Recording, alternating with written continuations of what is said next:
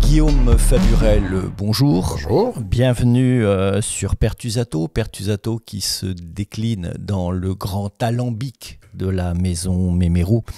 Comme c'en est la coutume ici, je ne vais pas te demander de te présenter trop vite, trop frontalement. Qui est ou ce qu'est Guillaume Faburel, c'est précisément ce qu'on va prendre le temps de découvrir, ce faisant tout doucement au cours de cet échange. La première question que je voulais te poser convoque un peu d'histoire, elle est un peu massive, mais c'est bien qu'il y ait un début. Enfin, du moins, je l'imagine ainsi. Il y a environ 70 000 ans, il y aurait environ 70 000 ans, cet Homo sapiens qui est un pur produit de l'écosystème Terre et qui vit avec relativement en symbiose jusque-là, va se mettre à croire en des choses plus fictionnelles, va commencer à se raconter des histoires. Certains disent carrément se met à croire en des choses qui n'existent pas. C'est la différence entre un lion et l'esprit tutélaire d'un lion. Ça devient pas tout à fait pareil. Et cette nouvelle capacité cognitive lui permet entre autres de se réunir en plus grand nombre.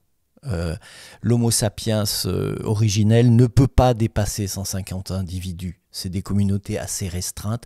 Et fort de cette nouvelle aptitude, il est capable de se réunir dans des communautés beaucoup plus vastes. Comme ce faisant, il va croiser l'agriculture, il va commencer à se sédentariser davantage.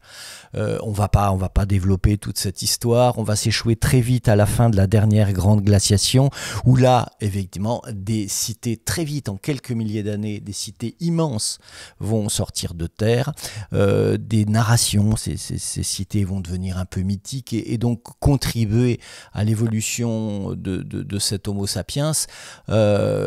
Évidemment, ces villes et ces personnes vont croiser la colonisation, vont croiser la Révolution française, vont croiser la vapeur, vont croiser l'ère industrielle, vont croiser le pétrole évidemment, et puis Lippmann, et puis toute cette fiction néolibérale qu'on connaît et qui s'est implantée sur la planète depuis les années 70. La question, c'est que cette propension de l'Homo sapiens à produire des cités toujours plus grandes, des mégapoles toujours plus immenses, est-ce que c'est un avarie anthropologique ou ça pouvait s'éviter ou se faire autrement? Moi, je dirais pas qu'il y ait de loi générale ou d'invariance, mais il n'y a pas de spontanéisme ou un concours de circonstances. Il y a des choses qui sont dans cet entre-deux-là. Moi, j'ai une culture plutôt du matérialisme historique, donc de la construction des sociétés par leur propre dialectique et leur propre fonctionnement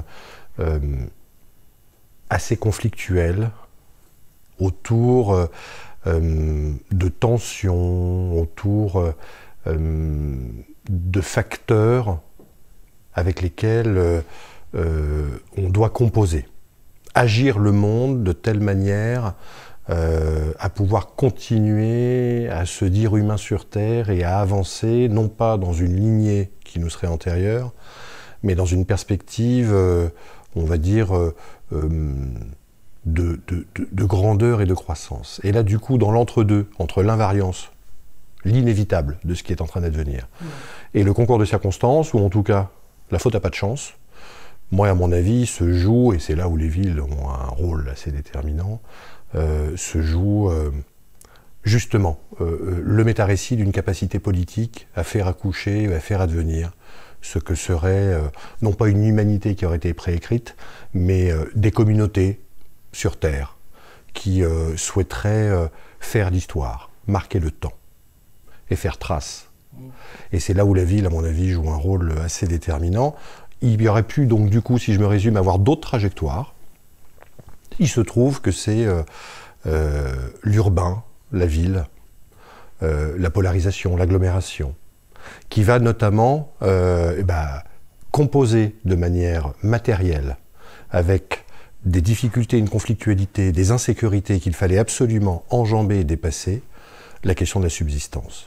Voilà. Pour subvenir à ces besoins et garantir non pas une finitude, mais une pérennité, la ville a été finalement l'antidote à cette nécessité, a été l'antidote à la mort qui, effectivement, dans les conditions écologiques de nos propres existences, était beaucoup plus précipitée par le passé qu'elle ne l'est aujourd'hui.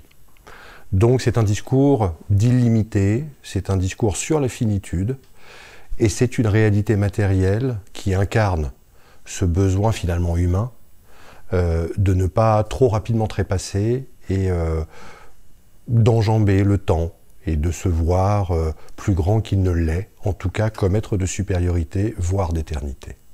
Les religions ont joué à un moment donné, d'autres récits et d'autres constructions socio-historiques ont pris le relais, le mythe du progrès, le rôle des États-nations, toutes ces choses-là. Il y a toujours eu de tout temps ce besoin-là d'une métaphysique et de sa transcendance. Et c'est la matière qui a donné vie à ce besoin vital, en l'occurrence la ville. Mais peut-on parler de ville à tout temps? Non, je ne crois pas. Voilà. Du proto-urbain à la métropolisation, en passant par les villes industrielles, les comptoirs commerciaux, les métropoles au sens étymologique, la ville-mère des empires. Ne parlons même pas des villes coloniales qui en fait ont été, l'exercice, la zone test de l'aménagement que nous connaissons aujourd'hui. Toutes les pratiques aujourd'hui d'aménagement ont été pensées et ont commencé à être expérimentées au temps colonial des empires triomphants depuis le XIVe jusqu'au XIXe siècle et encore aujourd'hui. Bon. Donc on ne peut pas non plus considérer qu'il y a une ville qui a marqué de son destin l'entièreté de l'humanité. Tout ça s'est fait au gré des conditions avec lesquelles nous avons dû composer, mais je crois que la ligne d'horizon est celle de la subsistance et de la transcendance, simultanément, matériellement, et de la transcendance, du coup, du fait politique et de nous croire comme espèce supérieure qui va domestiquer le vivant, et ça, c'est notamment, j'emprunte à James Scott. Il y a bien deux choses qui, non pas transcendent l'histoire et en sont encore moins invariantes, mais qui se retrouvent à chacune des étapes, malgré des morphologies, des compositions et des dynamiques qui peuvent être très différentes les unes des autres à 2 siècles d'intervalle.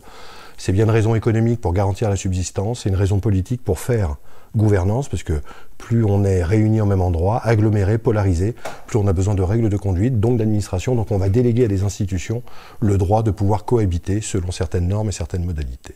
Voilà. Pas d'invariance, mais quelque chose qui travaille de l'intérieur simultanément, subsistance et transcendance. Un bruit de fond, un bruit de fond. Un bruit, oui, plus même qu'un bruit de fond, quelque chose qui nous anime au plus profond. Donc le bruit de fond, on l'a en nous. Voilà. C'est ce petit cœur qui bat éventuellement, et encore aujourd'hui, alors là on peut actualiser et contemporanéiser. Quand des jeunes n'ont pas la formation à proximité de chez eux et viennent des ruralités totalement illuminées par le dessin urbain des universités ou des grandes écoles, on poursuit encore ce moteur-là. Voilà, le fond et le bruit dont tu parles est encore un animateur premier de nos propres affects et de nos propres trajectoires. Donc on peut prendre, alors là pour le coup, des exemples éminemment concrets, quotidiens, qui concernent nous directement ou notre environnement proche. C'est une façon de raconter. Donc tu présentes ça comme une fragilité de l'homo sapiens, qui va chercher à se rassurer, ouais, en blindant son histoire, en la prenant pour lui, en lui donnant une direction, quelque chose qui est lié donc probablement à sa finitude, et à sa fragilité. On retrouve ça, je trouve, assez bien chez l'homme très aisé contemporain. Ouais. Il n'est pas que... C'est plus un homo sapiens, parce qu'il vit dans des espaces totalement aseptisés. De voitures, de bateaux, etc. Tout est nickel, tout est parfait, tout est brillant. Dans sa corporalité aussi, la coupe de cheveux, les habits, tout est extrêmement impeccable tout le temps. Et même quand il s'agit de mourir, il est mort sans que ça se voit vraiment 48 heures, mais très vite il est incinéré et il échappe complètement à ce que fondamentalement est un animal. Donc le moteur de l'homo sapiens depuis cette époque, ce serait quand même une réponse à sa finitude, à sa mort, et qu'à un moment donné, à travers ces diverses activités, il y a probablement pas que les mégapoles qui répondent, mais toute sa volonté donc est engagée pour essayer de gommer l'animal qui est en lui et la réalité de son destin qui est malgré tout qui est fait de chair et de sang. Ouais. Avec quand même, pour ce besoin de sécurité, parce que c'est bien de ça, dont les villes, depuis l'aube des temps, si je me permettais l'expression, sont le ressort premier, d'essayer de sécuriser les corps, de sécuriser les estomacs, la thermie de nos vies, les conditions, l'habitabilité, enfin toutes ces choses-là, avec quand même pour trait un peu caractéristique, à la différence de l'homo sapiens, de mon point de vue, c'est que il y a un certain rapport au vivant qui, du coup, est né de cette chose-là. Et que, quand je reprends James Scott sur subsistance et gouvernance, donc économique et politique, selon des formes politiques très variées dans l'histoire, et des formes politiques elles-mêmes très évolutives, l'incarnation ultime aujourd'hui étant l'économie thermo-industrielle du capitalisme mondialisé et politiquement les États-nations et dorénavant les métropoles, qui sont devenus des acteurs de première, qui pèsent autant en capacité productive et finalement aussi dorénavant en institution que les États-nations du XXe siècle. Au croisement des deux, tu as la domestication du vivant.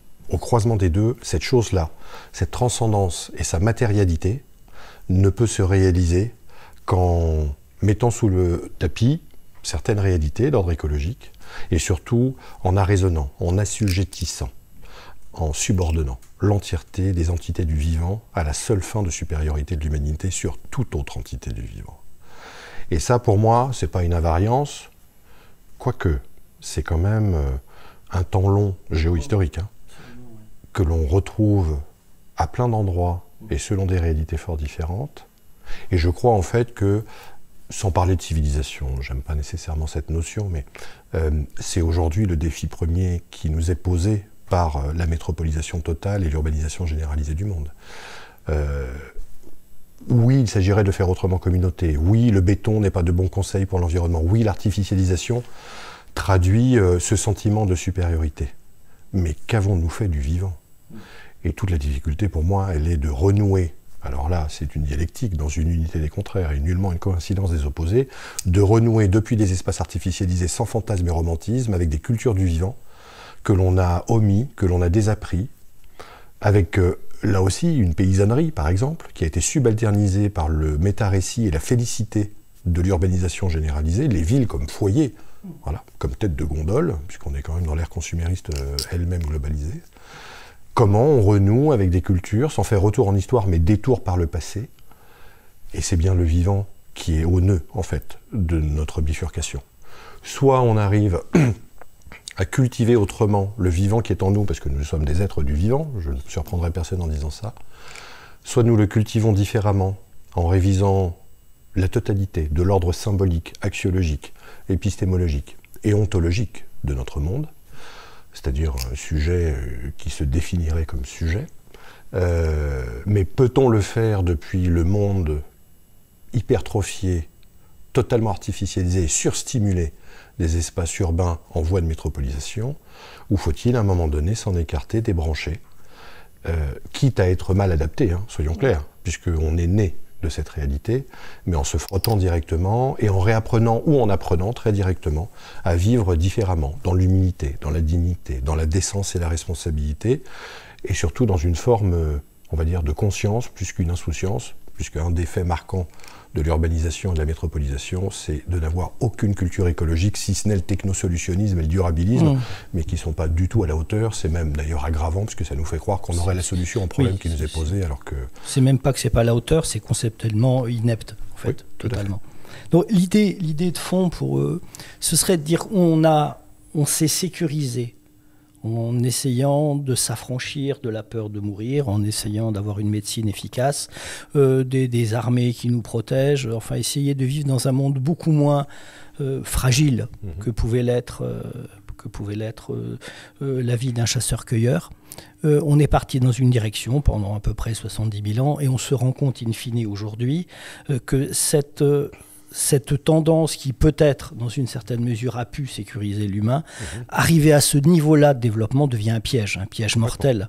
Et que là, maintenant, il faut effectivement interroger cette propension qu'on a eue pendant tous ces millénaires à vouloir se rassurer, parce que ça ne rassure plus du tout aujourd'hui, et qu'on est en train de se rendre compte que la bifurcation qu'on a peut-être eue à cette époque, il faut la réinterroger et partir ailleurs. Oui, le seul truc, c'est que parmi les forces non obscures, mais agissantes, il y a bien évidemment quelques intérêts bien sentis au maintien dans l'existant, et donc à l'accélération dans une roue, telle des hamsters. Et là, soyons clairs, l'économique et le politique, comme je le dis précédemment, jouent à plein, et particulièrement dans l'époque que nous connaissons, celle héritée des 2 siècles et demi ou 3 siècles écoulés. Le capitalisme ne laissera pas faire et ne laisse pas faire. Voilà. Le temps néolibéral que les métropoles incarnent sont, on le sait depuis une 50aine d'années, des écrits plus que séminaux l'ont déjà largement montré, se sont adossés à cette mise en conformité de l'espace à la nécessité du rendement, de l'accumulation, de la survaleur et du surprofit. Et donc les villes en sont aujourd'hui la médiation première. Les grandes villes et la grandeur urbaine sont la médiation fétichisée du capital. Par la marchandise, certes, mais aussi par le productivisme qui est derrière. Il faut bâtir, ériger, construire. Par les institutions, les administrations, donc le politique dont je parlais, mais aussi la culture, l'éducation, toutes ces choses-là. Quand je disais très rapidement tout à l'heure que école et université, il y a une vieille idylle entre l'académias et l'épopée des villes, c'est pas pour rien. Donc, et ça remonte à l'ère de la modernité qui était mais qui était clairement embarquée dans un proto-capitalisme dorénavant largement renseigné. Il y a donc là, sur les derniers siècles écoulés, un maillage signifiant et un nœud gordien simultanément, qui est celui du capitalisme triomphant, à différents stades, celui que nous connaissons et le temps métropolitain, et celui de la dématérialisation, de la financiarisation, de la spéculation, de la tertiarisation. Là, on est parti pour des mots à 4 syllabes avec un ion à la fin, donc tout rentre, on peut y mettre. Mais néanmoins, quand tu dis on n'a pas fait fausse route, mais il conviendrait éventuellement de bifurquer, les forces de rétention, les nœuds gordiens sont assez consistants, il va falloir les trancher. Ah, on est en plein dedans. Et celui, à mon avis, le plus compliqué, c'est que le capitalisme triomphant, globalisé, son pan-capitalisme, n'est pas parti pour nous laisser faire par une capacité digestive, d'accord, une subsomption qui le rend agile, totalement mutable. Voilà. Et ça, c'est parce que, du coup, le capitalisme se fend aussi d'un récit écologique. Voilà. Le néolibéralisme ambiant dans les métropoles nous dit voilà ce que pourrait être de bons comportements vis-à-vis de l'environnement. Le tout vélo, le bio, l'éco, tout ça, a priori, coche les cases du bon comportement. Important. Le transhumanisme aussi. Et le transhumanisme poussé à son extrême. Dans ma génération, très clairement, Bachelier déjà, on nous racontait que probablement un jour on aura des hommes à moitié machine et qu'on réglera tous les problèmes. Il y avait déjà ça. Et donc ça, dans les années 80, ça existait déjà très fortement. Et donc on nous raconte quand même une histoire.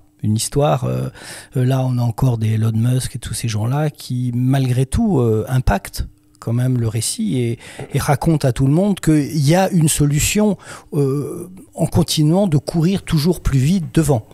Oui, avec néanmoins, peut-être là aussi, un fait digestif remarqué. Le transhumanisme est une pointe de longue date engagée, Mais le biomimétisme, par exemple, joue un rôle tout à fait déterminant dans cette capacité à pouvoir ingérer, digérer et recracher, mais en se prévalant du vivant, de son organisation d'entraide, de l'ensemble des, non pas valeurs morales défendues, mais des systèmes de fonctionnement, de la symbiose, de l'écosystème, de l'interdépendance des entités du vivant qui composent un écosystème. Le biomimétisme emprunte beaucoup au vivant pour nous proposer un récit d'adaptation et de résilience, de transition. Là, on est entré dans la boîte marketée de tout entrepreneur de l'urbain, hein, soyons clairs, pour vendre ses affaires. Mais voilà, il me semble que on est entré dans un temps d'accélération, de digestion active et d'écologisation, mais à des fins de reproduction. Et cette reproduction est celle, indéniablement, de l'économie qui régit l'entièreté de nos vies. Voilà. Et d'une économie qui écrase les vécus, qui détermine de beaucoup nos propres rythmes de vie, les temporalités existentielles. Oui, la temporalité néolibérale est féroce. Ah, complètement. Féroce. Et elle est, comment dire, dans une présentation d'elle-même qui est celle de la naturalité de la réification. Voilà. C'est-à-dire habillée d'une symbolique de bienveillance et de progressisme généralisé, alors même que ça fragmente, ça exclut, ça évince à tous les étages. La pauvreté n'a jamais été aussi importante, non pas à l'échelle planétaire, mais lovée dans nos réalités quotidiennes sans qu'on la remarque plus que nous le faisions il y a 20 ou 30 ans. Écologiquement, c'est dramatique. Anthropologiquement, on a vraisemblablement moins de liberté qu'on en avait il y a 40 ou 50 ans, y compris depuis les espaces urbains, qui ont eu leur heure de gloire. Hein. Voilà, la ville industrielle avait énormément de défauts, mais quelques qualités. C'est les vertus cardinales qu'on continue à véhiculer. Celles de l'altérité, de l'urbanité, de la diversité, de l'hospitalité, de l'accueil, de l'émancipation, de la réalisation. Il y a toute une symbologie de l'urbain qui, on sent bien par la digestion néolibérale, est cultivée aujourd'hui, voilà, pour nous laisser croire à l'étirement du temps et au pharmacon, ou en tout cas à l'idée que remède et poison auraient la même racine. C'est une dévastation du vivant derrière. Voilà. C'est une dévastation. Et du coup, les données et les coordonnées écologiques de nos existences à 20 ou 30 ans, elles sont annoncées, tout est documenté. Il n'y a pas besoin de continuer à faire de la science pour le plaisir de faire la science. Indique bien que la rupture est engagée, que le temps des urgences, qu'il va nous falloir appréhender avec un certain calme, hein, c'est là toute la difficulté, mais que le temps des urgences est lui-même engagé. Donc, voilà. Là, il me semble que si croiser des chemins il est autour de qu'est-ce qui fait en nous de vivant aujourd'hui. Oui. Quel est le vivant qui sommeille encore modestement, avec toutes ces couches d'artificialité, et qui frappe à la porte, on va dire, d'une nécessité. C'est pour ça que la densité urbaine est de moins en moins appréciée. Ça date pas d'hier, ça date de 50 à 60 ans. C'est pour ça que les sentiments d'épuisement, de fatigue, d'étouffement, de saturation sont décrits dorénavant assez systématiquement par toutes les enquêtes qui questionnent les habitants, les citadins, sur la densité, l'artificialité, la grosseur urbaine. Il y a plein de signaux d'alerte. Et les gens, qui est un concept assez fragile en sociologie, soyons clairs, mais néanmoins les gens, pour moi, ont déjà commencé à se poser quelques questions sur cet embarquement néolibéral de l'entièreté des comportements. Le défaut aujourd'hui, il est de l'ordre du politique. Oui. Voilà. Parce que pendant que les gens se posent ces questions, l'ordre néolibéral est de plus en plus puissant et de plus en plus destructeur. Maintenant, on va manger le fond des océans. Et enfin, cohabite en même temps une volonté de revenir à quelque chose effectivement plus proche de ce qu'est un être humain, aussi dans son animalité. Et en même temps, le système néolibéral se cabre avec une violence extrême. Il est de plus en plus violent. Et c'est de plus en... Enfin, on voit bien, nos démocraties, c'est du 49-3. On ne discute plus avec personne. Et les soulèvements de la terre ont failli être mis au pan, mais c'est également le cas de comment ça s'appelle cette association sur les droits de l'homme. Enfin, on voit bien quand même que les pouvoirs se tendent et ne supportent plus aujourd'hui le moindre doute. Oui. On doit être néolibéral et on doit absolument, coûte que coûte, participer à une œuvre collective qui est une œuvre néolibéral. Sur la Ligue des droits de l'homme ou le Soulèvement de la Terre, pour moi, on est entré de plein pied dans des démocratures. Voilà. Donc dans des autorités rentrées un peu décomplexées dorénavant. Voilà. Très clairement. Avec crispation, avec violence. Mais ce qui indique bien que l'ordre néolibéral, on doit lui jeter la pierre, mais c'est un ordre économique qui a besoin de facilitation pour sa propre autoréalisation. Et moi, pour moi, aujourd'hui, dans toujours ces deux origines non consanguines, mais croisées entre économique et politique, pour cette œuvre et cette épopée urbaine de l'humanité, c'est aujourd'hui le politique qui est clairement interrogé. C'est lui qui est totalement pieds et poings liés ou totalement inféodé à la réalité néolibérale du capital, avec quelques intérêts et collusions consentis, les institutions par leur hyperspécialisation, la représentation démocratique par la délégation des pouvoirs. L'État est capitaliste, soyons clairs. Donc, pour moi, si on se pose la question, dans le temps des urgences, à aborder avec un peu de calme et de sérénité pour ne pas se précipiter et commettre l'irréparable, c'est bien autour des institutions aujourd'hui que la question doit être directement posée, non pas adressée, mais quelles seraient les forces instituantes qui permettraient de substituer d'autres organisations politiques, d'autres communautés d'agissement et d'action que celles que finalement le capital a créées, ou en tout cas qu'il a vu advenir et qu'il a commué dans son propre intérêt. Donc c'est du côté du politique, et c'est pour ça que la ville est déterminante, parce que c'est depuis les villes que l'idée du pouvoir et de la puissance, c'est d'ailleurs dans les villes que l'ensemble des organisations politiques y voient leur représentation première installée. C'est de là que les décisions se prennent, c'est de là que les commandements s'élaborent et se façonnent.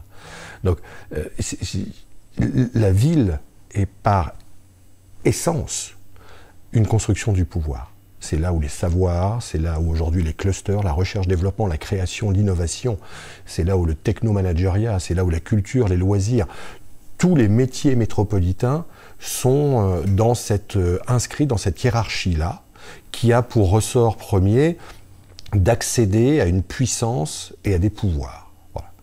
Et comme par hasard, c'est dedans que l'on se soumet et que l'on finalement se rend impuissant. Il y a une dépossession, depuis les grands cadres urbains, de notre propre puissance affectionnelle à pouvoir agir le monde depuis notre vie quotidienne. La démocratie participative, c'est la démocratie d'élevage, la démocratie de proximité est juste là pour quelques couleurs de bancs et éventuellement quelques pylônes ou quelques arrêts de bus. On n'est pas à la hauteur des enjeux, mais tout simplement parce que le politique ne laisse pas la possibilité. Donc pour moi, il y a quelque chose qui est aujourd'hui dans cette consubstantialité, parce que pour moi il y a vraiment une consubstantialité entre une périodisation de l'économie, c'est le pancapitalisme néolibéral qui a pour fleuron et tête de pont les métropoles, et de l'autre, la réalité du politique, les institutions qu'on a créées par des réformes territoriales, qui ont une puissance d'action et qui dorénavant, conscientes de leur fragilité, décident de faire plouf-plouf, grosso modo, on annule l'histoire et on se retourne vers les campagnes en disant « bâtissons des alliances et mutualisons nos propres actions », c'est bien au croisement de ces deux-là et de ces deux réalités, dans leur consubstantialité, qu'il nous faut dorénavant, vers lesquelles qu'il nous faut questionner. Et soyons clairs, le verrou premier, il est d'ordre politique. C'est-à-dire que les démocraties techniques et libérales, les démocraties d'élevage que sont la participation, qui sont d'essence occidentale, sont pour moi aujourd'hui le verrou premier. Donc loin de reconquérir le souffle premier d'une démocratie, à condition qu'elle soit directe, il est de reposer l'organisation et les cadres politiques, l'ordre dans lequel nous évoluons. Et ce faisant, de enfin resituer, puisque la métropole nous a dépossédés du politique en neutralisant nos habités, en reposant la question de l'habité de la terre autrement que dans l'artificialisation généralisée que les villes sont censées incarner. Ça veut donc dire à un moment donné en découdre politiquement et économiquement avec ces réalités urbaines-là. Est-ce de l'intérieur? Certains y croient, moi j'y crois pas. Est-ce en faisant sécession et en allant chercher refuge ailleurs, sans se commettre à coloniser l'entièreté des territoires avec des modes de vie urbains? Très certainement. Mais ne pas coloniser, c'est déjà un vaste programme, je pense qu'on aura l'occasion d'en reparler. Oui, là, pour revenir très très rapidement sur le politique est directement néolibéral en fait. C'est évident qu'on prend un Édouard Philippe qui est en même temps un élu, qui peut être en même temps faire partie des grands corps d'État, qui peut être en même temps avoir des jetons de présence dans le privé. Ce sont rigoureusement les mêmes gens. Ils pantouflent tous, ils passent 10 ans quelque part dans le privé, ils reviennent ensuite en politique. Macron est quand même le fer de lance de ça. Alexis Collère, son bras droit, enterré dans des affaires sordides avec MSC. Tous ces gens-là sont les mêmes maintenant. Sont vraiment les mêmes. Et le néolibéral, on ne sait pas si c'est McKinsey ou Macron qui pilote, on ne sait pas si c'est BlackRock qui s'occupe de nos retraites ou si c'est encore des politiques. C'est évident que ce monde néolibéral a complètement mangé et la presse et a entièrement mangé les politiques. Oui. Et c'est difficile de savoir comment sortir de ce cercle infernal. Ah ben, après, moi je ne suis pas devin et j'ai en aucun cas des solutions claires. Ce que je sais, par contre, ou je crois savoir, c'est que on a bien perdu en capacité de contrôle et d'action. On a bien perdu de notre puissance. À la grande époque du capitalisme industriel, les rapports de force sociaux, la lutte des classes,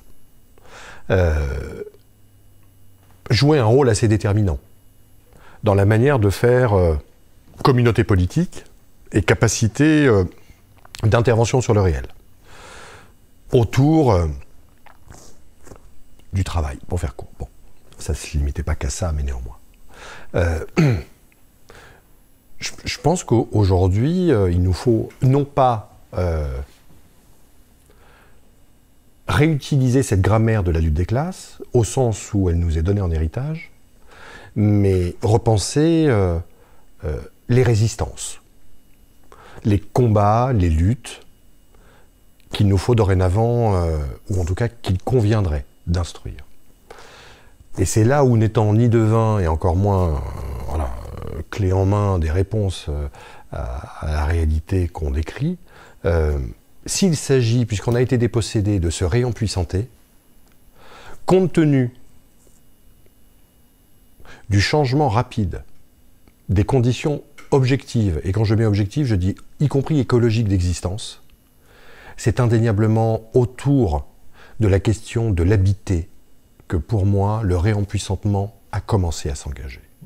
Déjà dans des formes d'interpellation, dans des types de questionnements, dans des manières d'être contrariés par l'uniformisation, l'homogénéité et l'artificialisation. Alors quand je dis ça, ça a commencé mais pour des fragments minuscules de nos sociétés. Mais ça va ne faire que s'accélérer. Quand Paris est annoncé à 50 degrés en 2050 et que toutes les métropoles se situent entre 45 et 50 degrés, les métropoles estampillées et labellisées, qui ont les galons sur l'épaule suite à la réforme territoriale de 2014, il y a bien quelques gouttes de sueur à un moment donné. Ces conditions écologiques sont en train, à mon avis, de rebattre des cartes de notre propre capacité, de notre propre puissance. Alors effectivement, si on n'anticipe pas un peu, ça va être une guerre pour la vie, même pour la survie. Les tensions ont commencé et ne vont cesser de s'amplifier. Les migrants climatiques ont déjà commencé à se déplacer.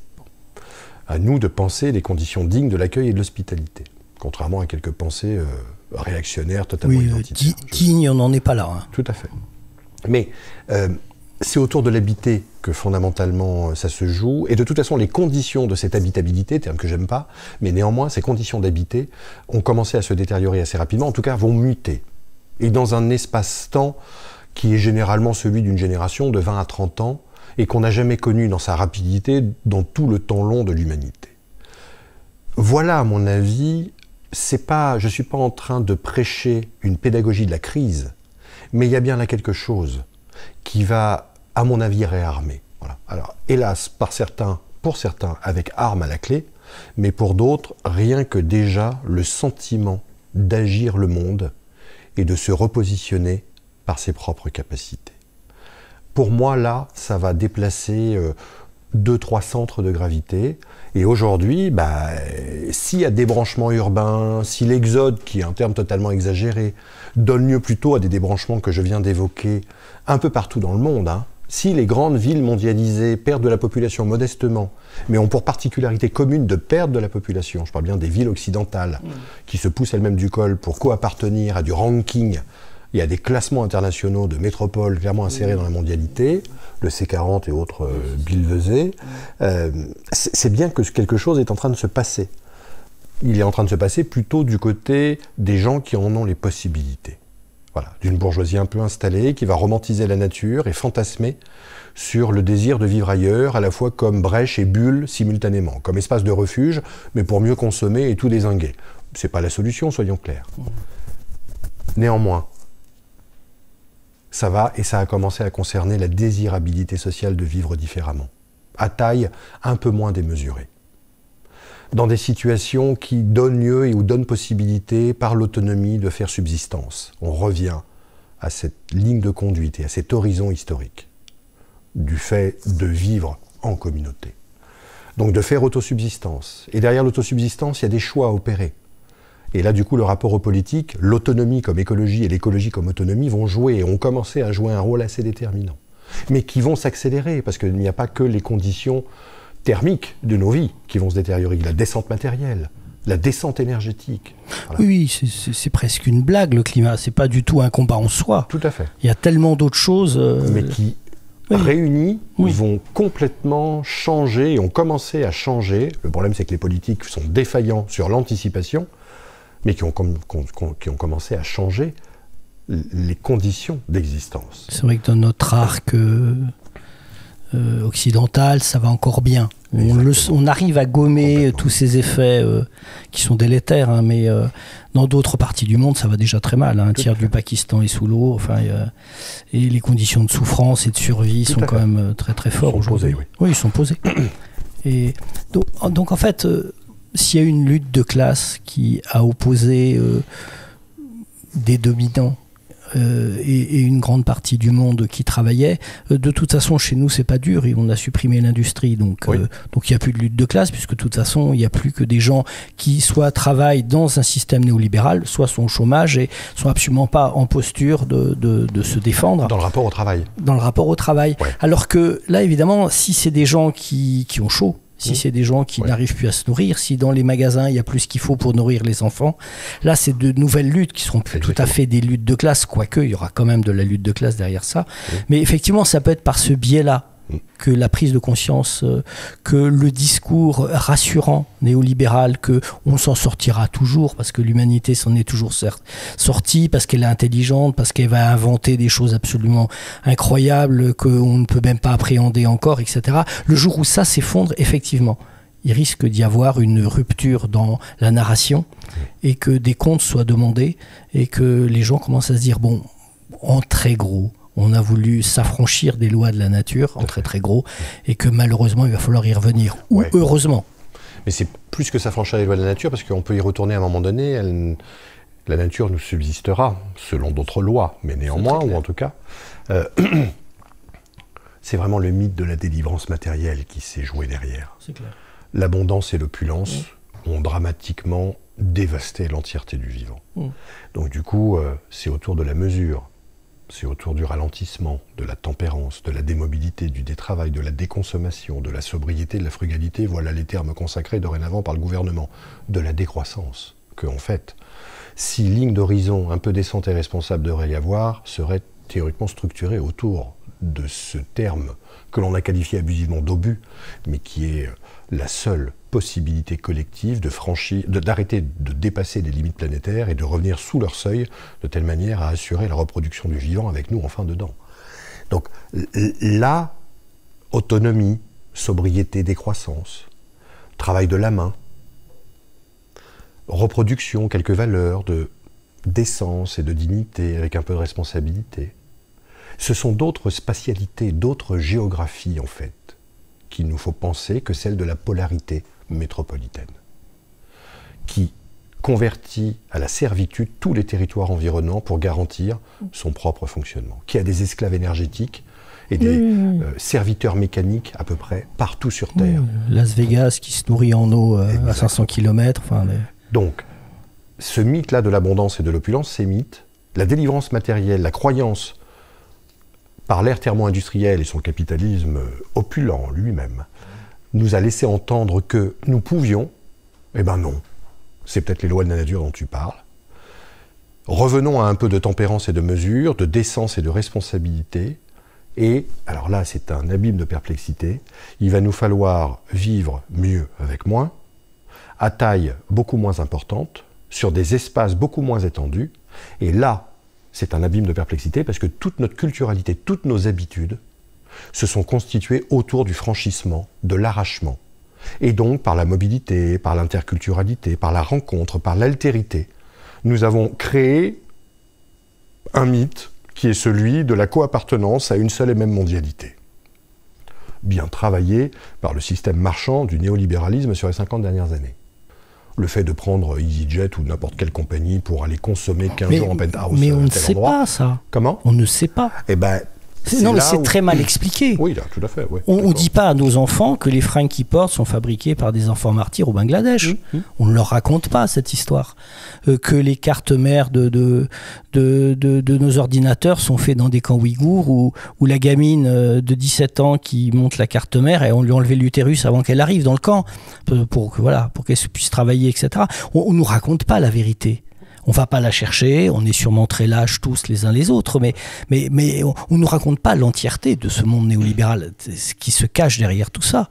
Et tu parles d'EasyJet, où on peut aller à peu près à 3000 km de chez nous pour 50 €. Faut vraiment expliquer aux gens que ça, c'est en soi quelque chose d'abominable. Ouais, mais moi, sincèrement, ça ne me surprend pas trop que l'ensemble des intérêts néolibéraux s'évertuent à ne pas faire savoir et à taire quelques réalités.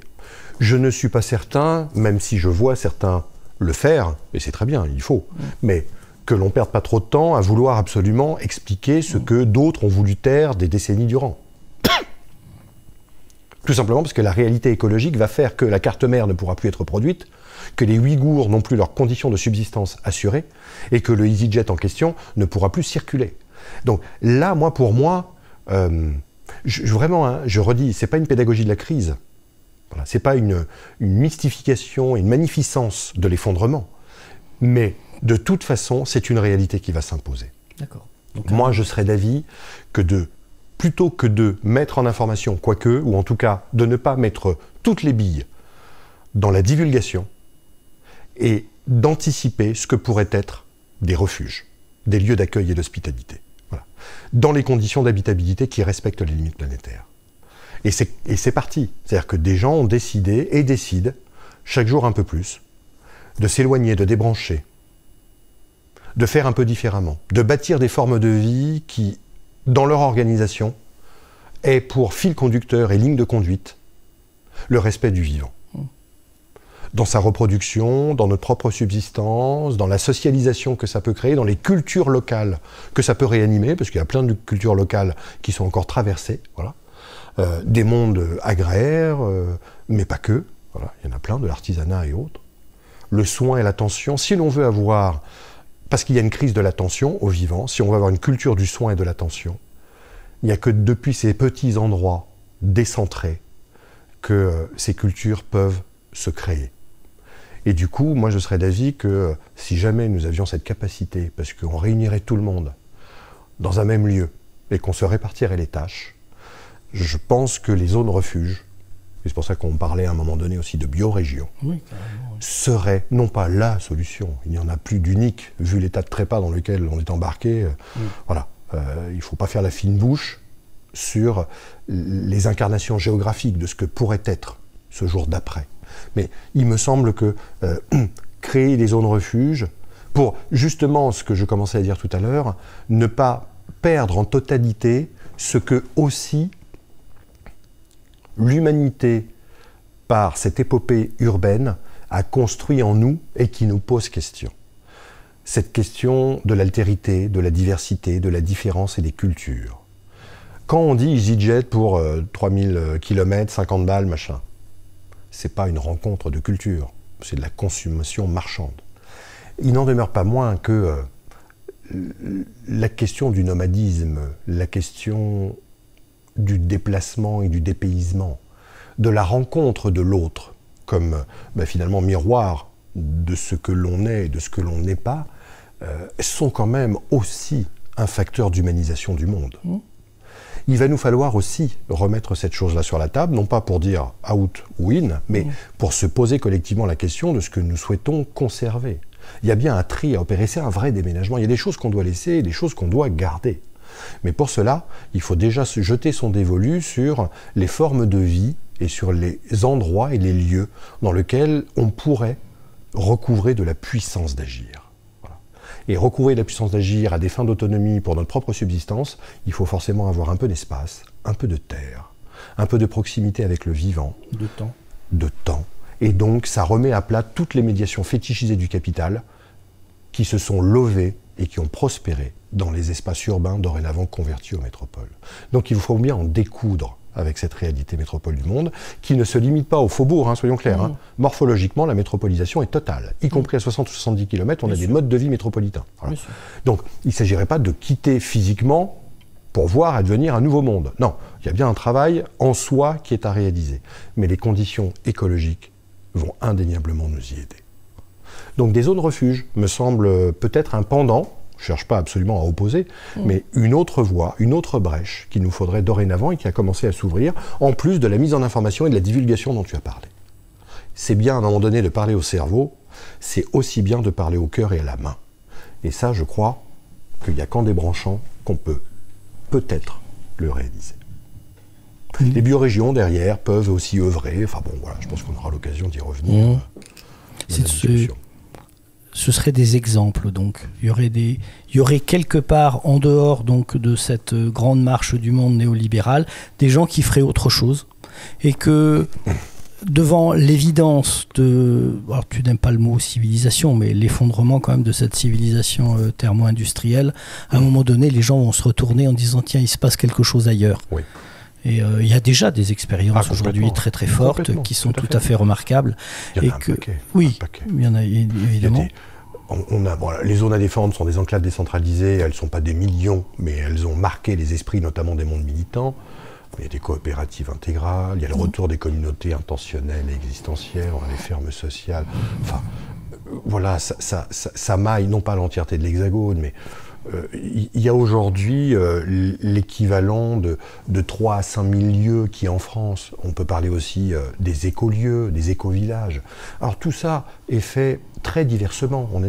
Ça ne correspond pas à une seule et même idéologie dans le sens téléologique que nous avons hérité. Ça c'est clair. La grammaire du passé, la grammaire politique ne permet pas de comprendre voilà, ce maillage et ces émergences. Mais il ne faut peut-être pas les comprendre. Peut-être. C'est l'interprétation qu'a Barbara Stiegler de Darwin. Elle dit mais la vie c'est multiple, c'est changeant, c'est désorganisé, ça a un côté luxuriant, ça va dans tous les sens et ça se débrouille très bien de ça. L'énorme problème qu'on a aujourd'hui, c'est qu'on fait tous la même chose. Oui, complètement. Et que c'est fondamentalement ça qui est totalement impropre à la vie. Avec néanmoins, pour l'archipel et sa diversité, quand même quelques communs. Oui. Parce que l'expérience ou des expériences ont été communes. Et nous, dans cette marqueterie-là, des 3 à 5 000 lieux qui constellent, non pas la totalité de l'Hexagone, mais grosso modo une trentaine de départements en France, ce qui n'est pas rien. Tu as habité autrement la Terre. Ça, indéniablement, joue un rôle tout à fait déterminant. Par le rapport à l'écologie, par le rapport au vivant, il s'agit de se situer différemment. T'en as un deuxième... Et chacun, d'ailleurs, de ces 3 communs va en découdre très directement avec ce que l'on a sagement et indolemment emmagasiné comme forme d'assujettissement et aussi d'endoctrinement, soyons clairs. Le deuxième commun, il est autour de coopérer par d'autres savoir-faire. Et là, soyons clairs, il s'agit de se réapproprier des manières de fabriquer, de créer, dont on a été dépossédé par l'intellectualisation généralisée, dont l'Occident se prévaut depuis et dans la modernité, d'accord ? Comme Pygmalion, comme Oraison, Horizon et pour moi aussi Oraison, mais bon. Et le troisième commun, il est d'autogérer de manière un peu solidaire, voilà. C'est-à-dire ne pas se convaincre du survivalisme et de l'autarcie, même si l'autarcie étymologiquement est très proche de l'autonomie, mais effectivement d'autogérer en conservant les marges et les portes d'accueil, voilà, en garantissant l'hospitalité. Donc habiter autrement la terre, coopérer par d'autres savoir-faire et autogérer de manière un peu solidaire, sont des communs qui caractérisent de beaucoup la diversité des enclaves décentralisées, des communautés intentionnelles, des coopératives intégrales, des fermes sociales, des écolieux, des écovillages. Après, la question qui se pose, c'est comment on fait politique avec cette chose-là. Voilà. C'est-à-dire comment on entre en politique, parce que ça peut paraître très singulier. Pour moi, c'est une partie qui incarne de la totalité, donc je n'emprunte pas aux contempteurs, c'est-à-dire aux opposants, le fait que ça ne changerait rien parce que ça serait minuscule. Pour moi, ce minuscule-là a beaucoup plus de portée au général dans le récit alternatif et le désir qu'il suscite que la modestie de l'autonomie de 4 personnes qui sont réunies au même endroit. Bon. Donc, c'est pas vers ça, mais il y a bien quelque chose qui est de l'ordre de embrayer du récit à la mise en politique. Et c'est là où les biorégions me semblent pas inintéressantes. Non pas comme strate territoriale qui viendrait rajouter une couche au maillage, d'accord, au fameux millefeuille, surtout pas. La biorégion n'est pas une nouvelle institution. C'est plutôt une cognition créative, un concept un peu fertile, nourricier, pour essayer de voir comment, à l'échelle d'un territoire de subsistance, donc d'un espace de vie de 20 à 30 km de diamètre qui pourrait accueillir 30 à 40 000 personnes non réunies toutes au même endroit, il peut y avoir, par ce concept un peu nourricier, il peut y avoir non pas un périmètre avec frontières et barbelés, mais un espace qui se dessine et qui fait communauté d'appartenance dans un monde écologique qui a vu ses coordonnées rapidement évoluer, voire carrément muter. Et là, la biorégion post-urbaine, puisqu'il ne s'agirait pas de reproduire en plus petit les métropoles, puisque les métropoles ont cette capacité à coloniser aussi les petites villes et les villes moyennes par des programmes d'État, et aussi par des savoirs de la spécialisation qui viennent proposer leurs services et leurs conseils à des municipalités qui voient arriver la métropole et qui applaudissent des 4 mains parce que rentrant dans le jeu... Il y a Lyon qui a voulu nous voler notre université. Comment ? Il y a Lyon qui a voulu voler notre université à Saint-Étienne. Il y a un jeu concurrentiel qui est extraordinaire à toute taille, et il y a un mimétisme. Voilà. On singe les recettes métropolitaines à tous les niveaux. Donc, il ne s'agirait pas, bien évidemment, en plus petit, de garantir simplement la masse démographique, mais en ayant les mêmes recettes, les mêmes paysages, les mêmes pavages au sol, les mêmes enseignes commerciales en plus petit. Voilà. La même électromobilité qui est vendue à longueur de journée. Avec une petite parenthèse, moi je veux bien qu'on défende l'électromobilité, voilà, avec vélo et assistance électrique, mais on ne va pas pouvoir convertir toutes nos mobilités à l'électrification du monde. C'est clair. Voilà. On n'en a pas les ressources et de toute façon, on lit Fressos et quelques autres. Loin de se substituer, les nouvelles énergies se sont toujours additionnées. Toujours. Donc, il va falloir en découdre avec la mobilité. Il va falloir se poser la question de cette agitation permanente. C'est pour ça que les biorégions sont un espace de vie qui, conscient de la taille limite et de ses propres effets écologiques par les formes de vie qu'il a adoptées, dessine ou redessine une géographie, un paysage, en relocalisant, en déconcentrant, en décentralisant. Voilà. D'où les petites unités qui auraient une certaine autonomie à pouvoir contribuer à des communs qui pourraient être partagés. Et alors pour ceux qui diraient, oui mais politiquement, comment on fait ? Ce dont on parlait aussi avant l'interview, c'était le Chiapas, par exemple, n'est pas inintéressant. Il ne se réclame pas de la biorégion, soyons clairs. Il est dans une veine éco-socialiste clairement revendiquée, mais le néo-zapatisme du Chiapas d'aujourd'hui agit, organise et fait politique à différents échelons, de la communauté villageoise à l'échelle de bon gouvernement. Il y a donc des émissaires qui sont envoyés, qui sont révocables, qui sont sur du mandat unique. On y discute les systèmes de besoins selon l'espace de référence à l'échelle du village, c'est l'existence du quotidien, l'ordinaire de nos pratiques, et à l'échelle de bon gouvernement, c'est des choses qui engagent l'entièreté de la communauté. Et comme par hasard, le Chiapas est d'une taille que l'on pourrait considérer comme biorégionale, vit comme peuple des forêts, mais il n'y a pas que des forêts, à desserrer et débrancher de l'espace aggloméré de Mexico qui, en termes d'urbanisation du monde, se pose là. Là, il me semble qu'on a un exemple assez stimulant, fort intéressant, d'une organisation, et le Chiapas d'ailleurs emprunte à d'autres expériences du passé pour pouvoir se constituer. Donc les biorégions, si on devait aller jusqu'à leur propre organisation politique, seraient plutôt de cet acabit-là. Voilà. Mais aujourd'hui, soyons clairs, dans leur fibre et leur filiation éco-anarchiste, elles sont à l'état de projet.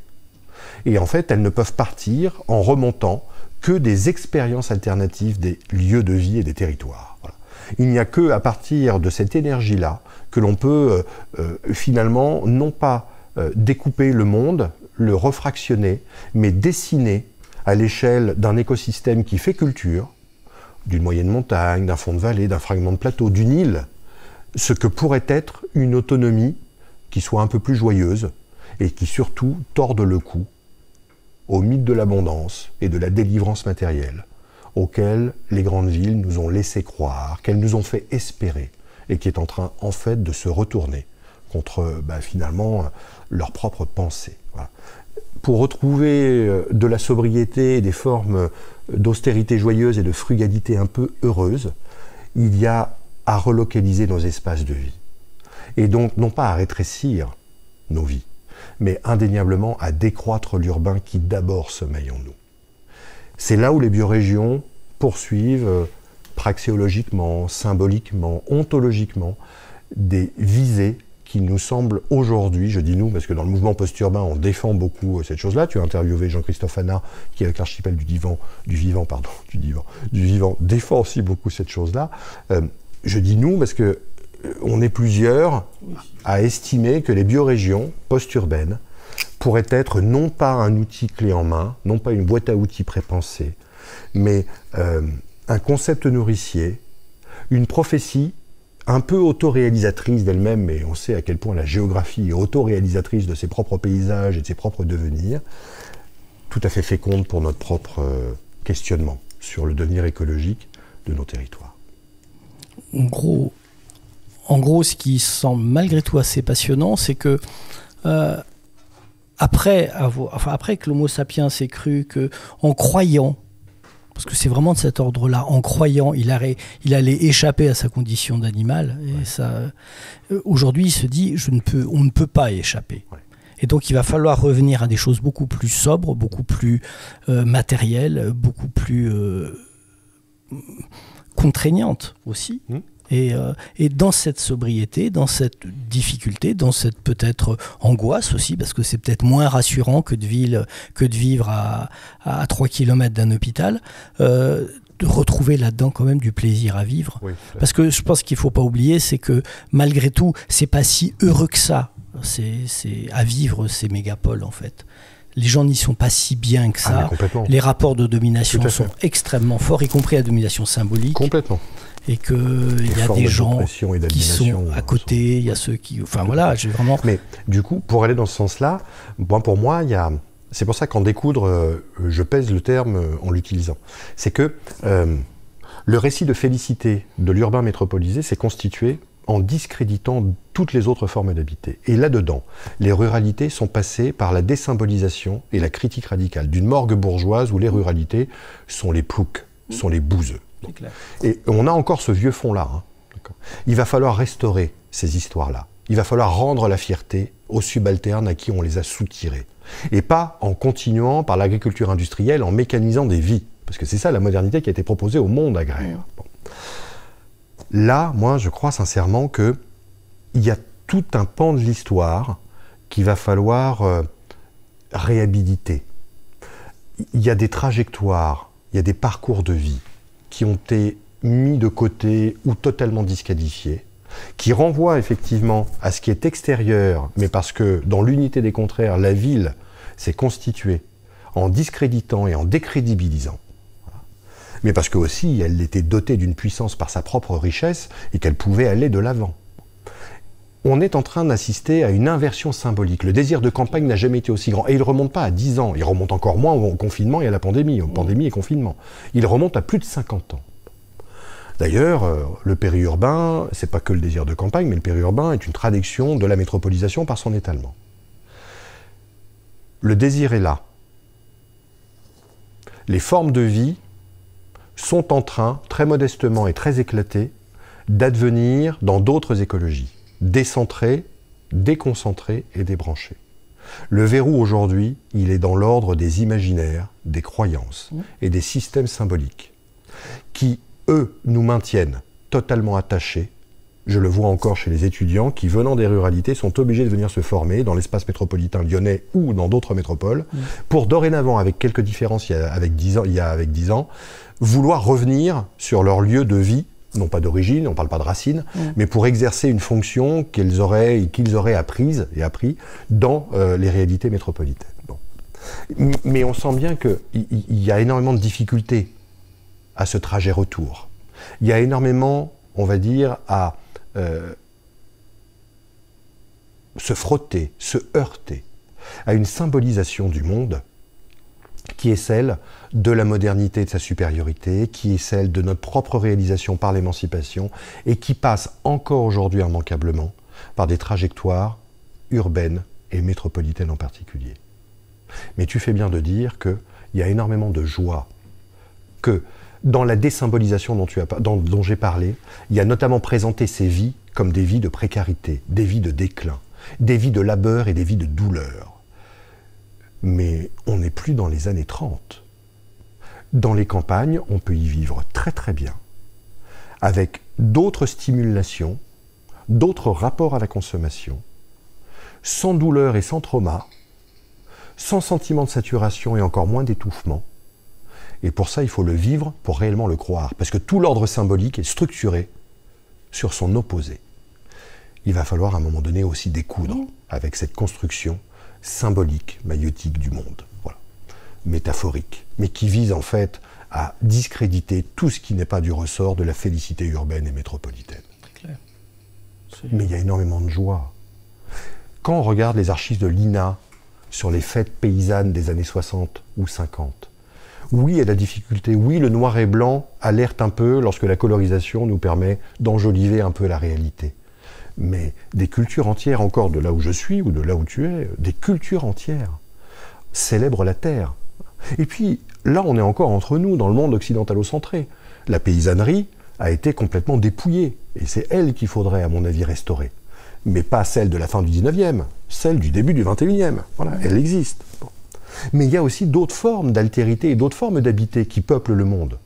Et ça agite beaucoup les mondes militants aujourd'hui. D'autres cosmogonies, d'autres rapports à ce que serait le vivant en partant des peuples premiers.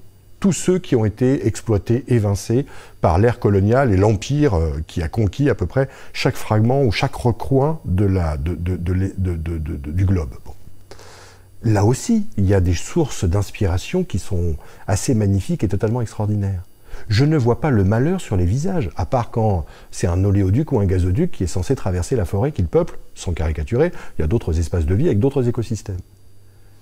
Vraiment, cette question de donner envie, de faire joie, de retrouver de la gaieté et de la légèreté est un défi collectif majeur. Mais quand on regarde du dehors de l'Occident comme du dedans, quand on regarde du dehors de la France comme en son dehors, il y a plein d'initiatives qui donnent inspiration. Il y a plein d'actions et d'émergences alternatives qui proposent des éléments de figuration, de futuration, de projection et de représentation qui symbolisent tout autrement le monde que la symbolique, on va dire, bourgeoise, de supériorité que l'urbain métropolitain impose à toute autre réalité habitée. Là, il y a un vrai... Là, pour le coup, je te rejoindrai quand tu disais « il faut faire savoir ». Je serais d'avis de, ok, faire savoir l'EasyJet de 3000 km à 50 balles, mais aussi et surtout faire savoir que ces alternatives initient des dynamiques dans les localités, participent d'une remise en économie différente de l'économie exogène, concentrationnaire, consumériste et marchande qui est imposée depuis les espaces métropolitains. Renoue avec des cultures locales, crée de la joie. Il y a des tensions, hein, soyons clairs, entre les nouveaux arrivants, les néos et les anciens, pour caricaturer entre les vélos et les chasseurs. Je caricature, bien évidemment. Même déjà, les anciens entre eux se tapaient dessus. Hein, tout à fait, ça a toujours été ça. Ouais, complètement.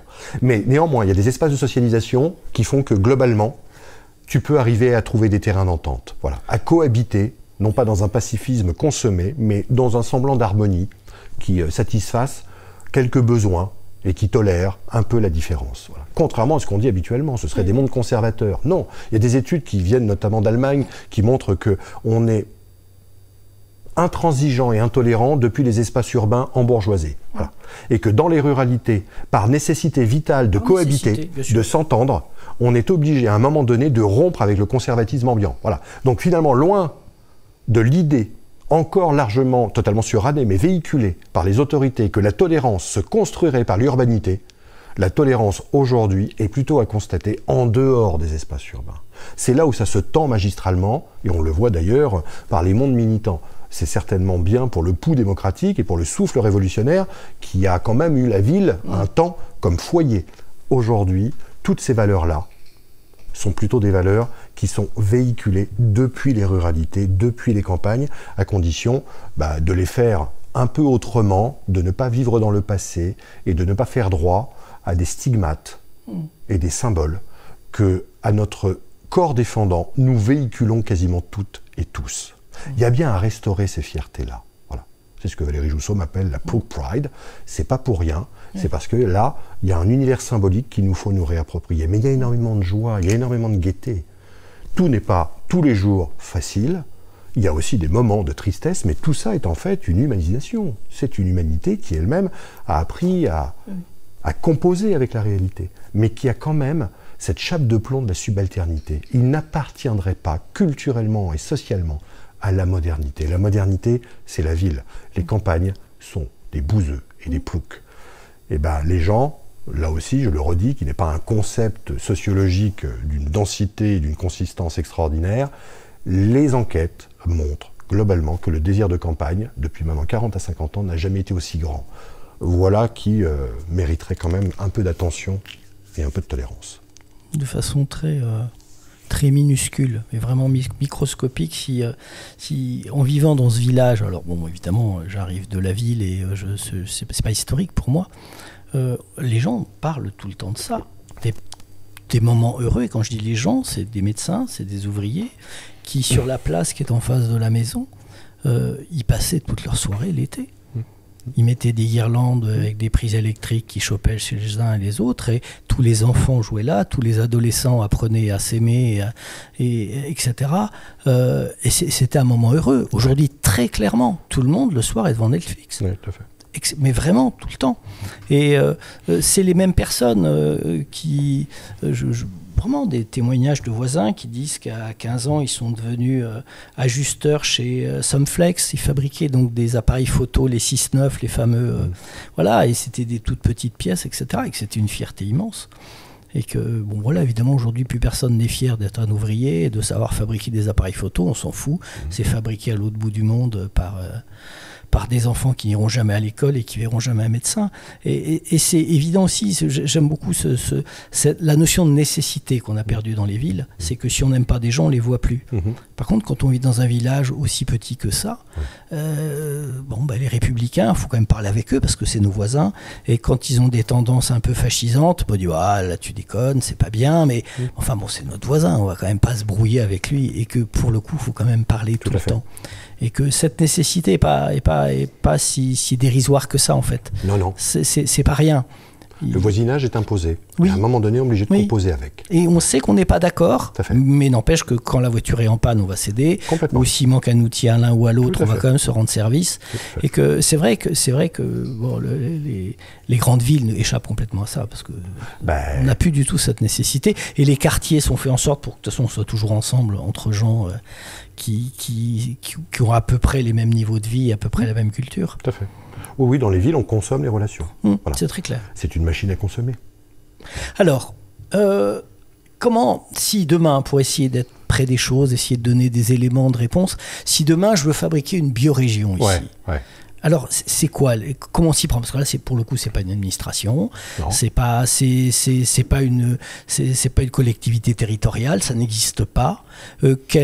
Comment j'en parle à mon maire, comment j'en parle à la métro de Saint-Étienne, comment on fait ça concrètement?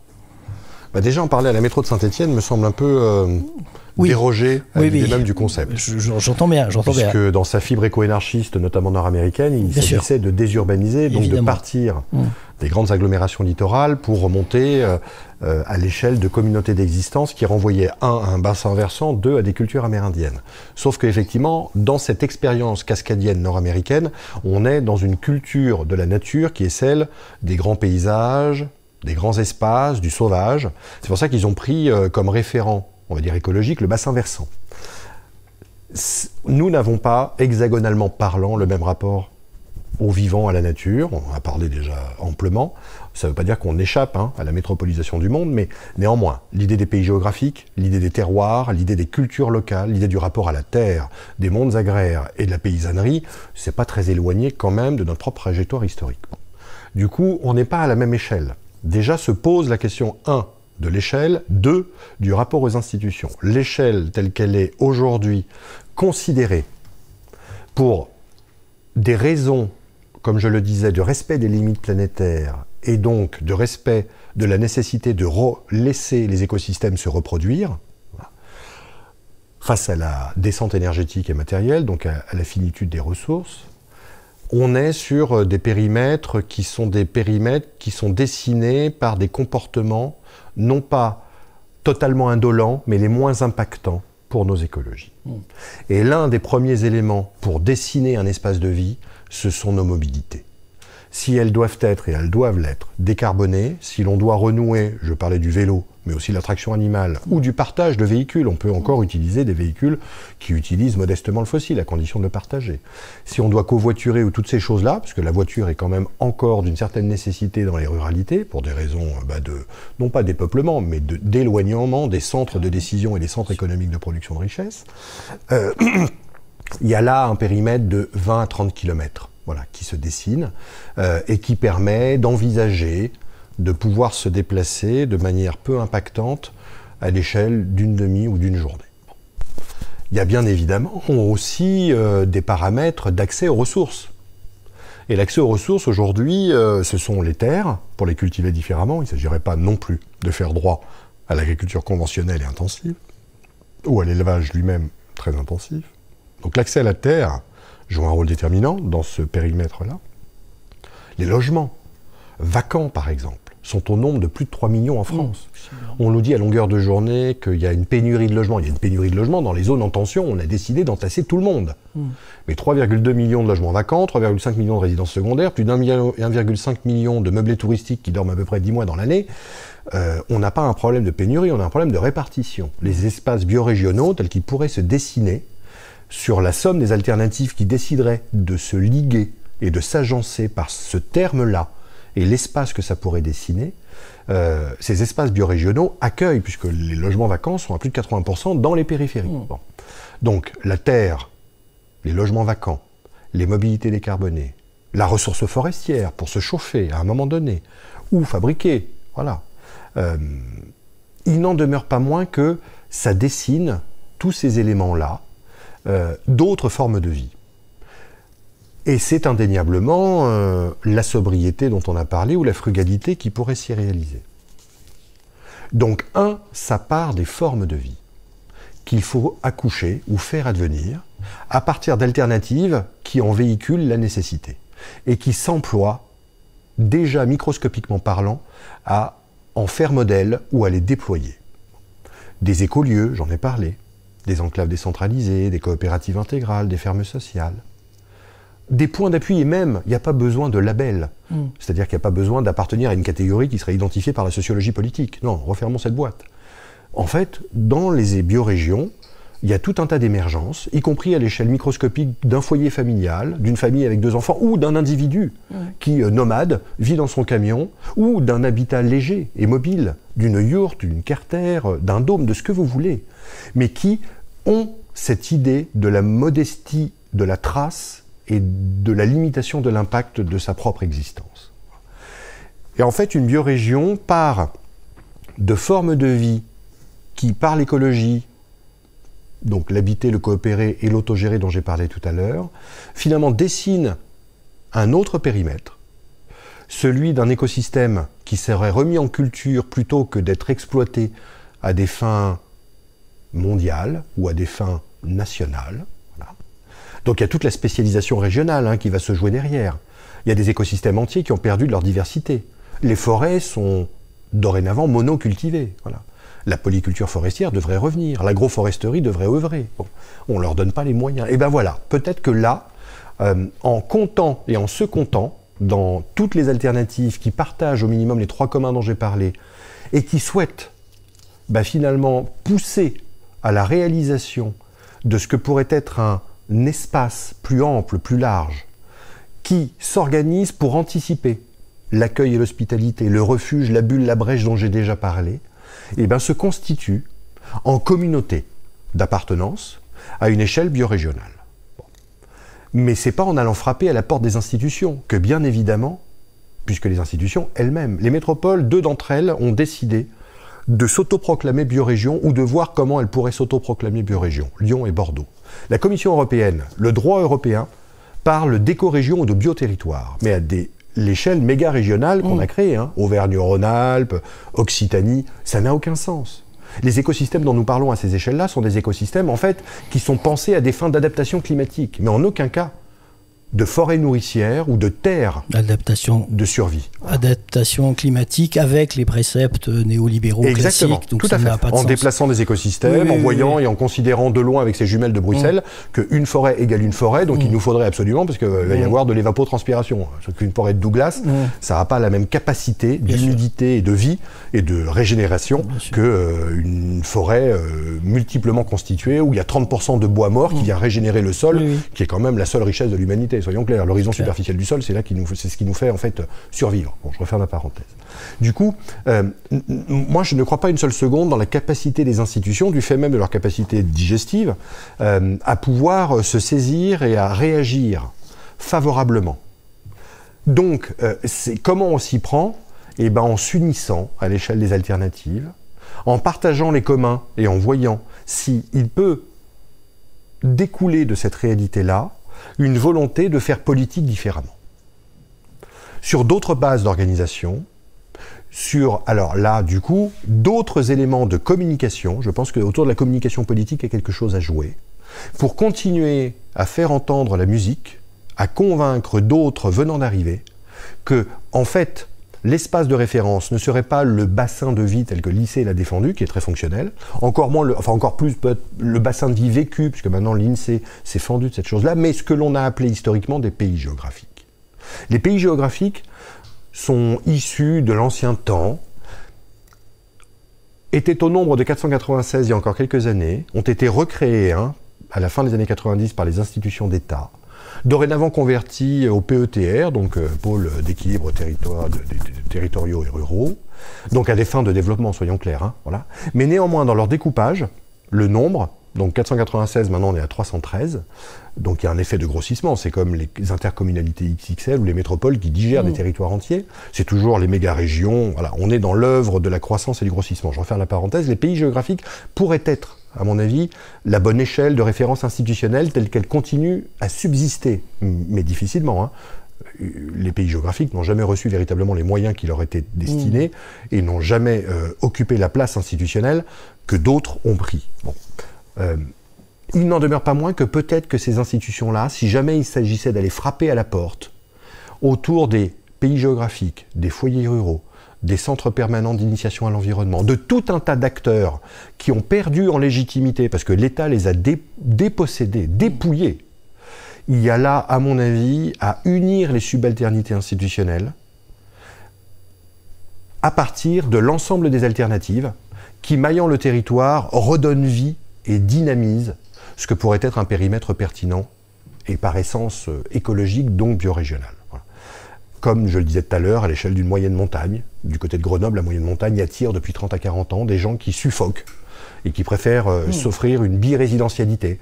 C'est dramatique, ça ne fait que démultiplier ou dédoubler les pressions, mais on sent bien que ça commence à attirer l'attention, à attiser quelques envies que de se débrancher et de vivre dans d'autres géographies. Bon, une moyenne montagne, un fond de vallée, un fragment de plateau, une île, dont j'ai parlé rapidement tout à l'heure. Donc comment on s'y prend? C'est déjà en faisant et en documentant, en faisant inventaire des alternatives, en faisant l'effort de voir, soit par itinérance, soit en les réunissant, soit les deux, mon capitaine, pour partager les communs et voir concrètement s'il y aurait utilité et intérêt à se bâtir un espace de référence qui, symboliquement et culturellement, permettrait de faire politique par la communication, et sur cette base un peu constituée, d'aller frapper à la porte d'institutions subalternisées pour voir si ça pourrait pas leur permettre elles-mêmes, ces institutions-là, en coportant, d'exister un peu différemment. En tout cas, les foyers ruraux ont des compétences extraordinaires en matière d'autonomisation et de savoir-faire. Les pays géographiques, dans le rapport à la culture et aux écosystèmes nés des cultures, jouent un rôle tout à fait déterminant et sont des centres de connaissances et des lieux, alors non pas de pouvoir, mais des lieux d'embrayage. Ça, indéniablement. Les centres permanents d'initiation à l'environnement sont des lieux de sensibilisation et de mise en pédagogie et offrent en plus des lieux d'accueil pour les zones refuges dont je parlais tout à l'heure. Voilà comment s'y prendre, moi, ça n'est pas la recette définitive, hein. Ça n'est que mon intuition, au regard de la géographie qui se dessine et des connaissances qu'on a accumulées. Mais la biorégion, indéniablement, pourrait être ce concept un peu fondateur, cette notion un peu nourricière, qui nous ferait finalement nous ressaisir de ce qui, en définitive, nous a été soutiré, la puissance d'action par les affects, la vie quotidienne et l'ordinaire. C'est bien de ça dont l'ère néolibérale métropolitaine est le foyer premier, par l'artificialité et l'homogénéisation, de nous déposséder de la main qui fabrique, de la nécessité du voisinage, alors qu'ailleurs on consomme les relations, du besoin de communauté par d'autres festivités et d'autres rapports culturels au monde. C'est bien de tout ceci dont la biorégion pourrait se ressaisir, à condition d'être partagée et pour ça d'être réunie. Voilà comment moi, mais c'est purement intuitif, je m'y prendrais. Il y a des biorégions pressenties en France? Oui. Ouais, Il y a... Ça, c'est un effet, alors, à la fois du petit bout de la lorgnette qui est le mien, c'est-à-dire la recherche et les mondes scientifiques, la question de l'insularité est reposée. Alors, la période de pandémie et de confinement a particulièrement remis un jeton. C'est-à-dire qu'il nous a fallu, pendant ce moment-là, trouver les lieux qui avaient la meilleure capacité d'adaptation et de résilience. Mais l'anthropologie et l'archéologie sont très claires en la matière. Les îles, par nécessité physique et géographique, ont déjà posé cette question-là et nombre d'entre elles sont assez alertes en la matière. Donc, par exemple, à Belle-Île-en-Mer, il y a un groupe qui souhaiterait et qui s'est constitué pour commencer à échafauder ce que pourrait être une biorégion pour les Belle-Îloises et les Belle-Îlois. Voilà. Dans les Cévennes, la vallée des Gardons, donc je prends un autre exemple, c'est plus une île, la vallée des Gardons, vous avez là une université rurale, voilà, donc qui part des savoirs autonomisants, hein, de la châtaigne, de la moyenne montagne, etc., et qui a commencé à réfléchir à ce que serait finalement un organe politique biorégional, qui, je prends l'exemple du syndicat de la montagne limousine, on change là, hein, du coup on est entre les deux, qui s'est constitué avec des sociétaires pour recenser les logements vacants dans le Limousin, pour recenser les terres qui pourraient être octroyées à des agriculteurs qui voudraient faire avec un peu moins de chimie de synthèse et un peu moins de labour, pour accueillir des migrants aussi. Voilà. Donc on est bien sur des corps intermédiaires, pas les corps intermédiaires au sens de syndical, quoique syndicat de la montagne limousine, ça en dit long. Bon. Donc on est sur des organisations intermédiaires, et indéniablement, l'Université rurale des Cévennes, dans la vallée des Gardons, souhaiterait à terme mettre en place ce que le syndicat de la montagne limousine, sans se réclamer de la biorégion, a déjà mis en œuvre. Voilà. Mais il y a d'autres exemples qui, sans être biorégionaux, incarnent aussi cette nécessité, 1, de se réapproprier son habitat, 2, de redéfinir les espaces de nos vies. Je pense aussi, là je parlais du syndicat de la montagne limousine, mais on peut parler aussi de la coopérative intégrale du bassin de Thau ou du Berry. Ça existe historiquement et c'est fort intéressant. Non, je pensais plutôt à la chambre d'agriculture alternative qui existe dans le Pays Basque. Voilà. Et qui sont des agriculteurs qui ont décidé de faire une chambre d'agriculture qui est totalement décentrée par rapport à celle officielle.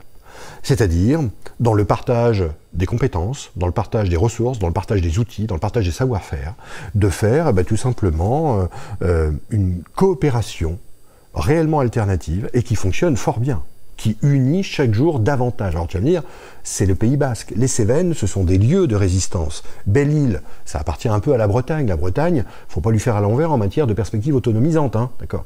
Donc, en fait, les exemples biorégionaux qui s'inspiraient d'autres cas qui ne se réclament pas des biorégions appartiennent à des cultures, qui sont des cultures qui ont leur propre histoire d'indépendance. Voilà. On pourrait parler aussi de la Savoie, on pourrait parler un peu de la Corse.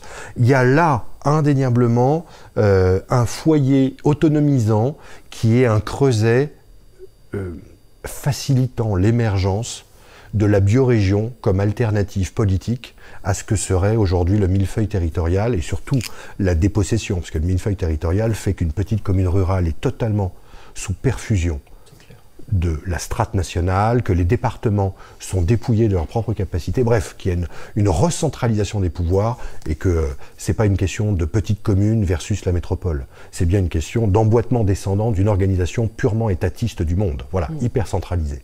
Donc ce sont des agricultures indépendantistes et autonomistes, surtout autonomistes, que l'éclosion biorégionale permettrait de bâtir une entité, des organes et une organisation qui ne soit pas celle d'une nouvelle institution, une de plus, mais qui institue une communauté réellement politique ou autrement politique. Voilà. Et je dis, les institutions subalternisées qui peuplent aussi l'espace hexagonal, pays géographiques et foyers ruraux, sont à mon avis de très très bons relais, leviers, affinités avec lesquels on pourrait composer. Donc voilà comment, en s'inspirant, en expérimentant, en s'appuyant sur des institutions d'ores et déjà existantes, mais tout ça, c'est, on va dire, de l'organisation, ça doit partir des alternatives radicales et des formes de vie qui ont décidé de ne plus s'en laisser compter avec le méta-récit de la modernité qui est né et qui prospère dans les espaces métropolitains. Qu'est-ce que d'expérience, parce qu'il y a un petit peu de retour, qu'est-ce que les gens sont prêts à perdre ? Qu'est-ce qu'on nous raconte comme étant absolument indispensable pour vivre et qui finalement ne l'est pas et dont les gens arrivent tout à fait aisément à s'affranchir? Moi, j'ai pas de réponse à ça, si ce n'est une expérience à te livrer, mais qui va plutôt répondre par le doute que par un début de commencement de certitude. Lors des assises du post-urbain qu'on a organisées en juin dernier dans les Deux-Sèvres, 2 jours et demi durant, avec les organisations qui composent le mouvement post-urbain qu'on a créé il y a 3 ans.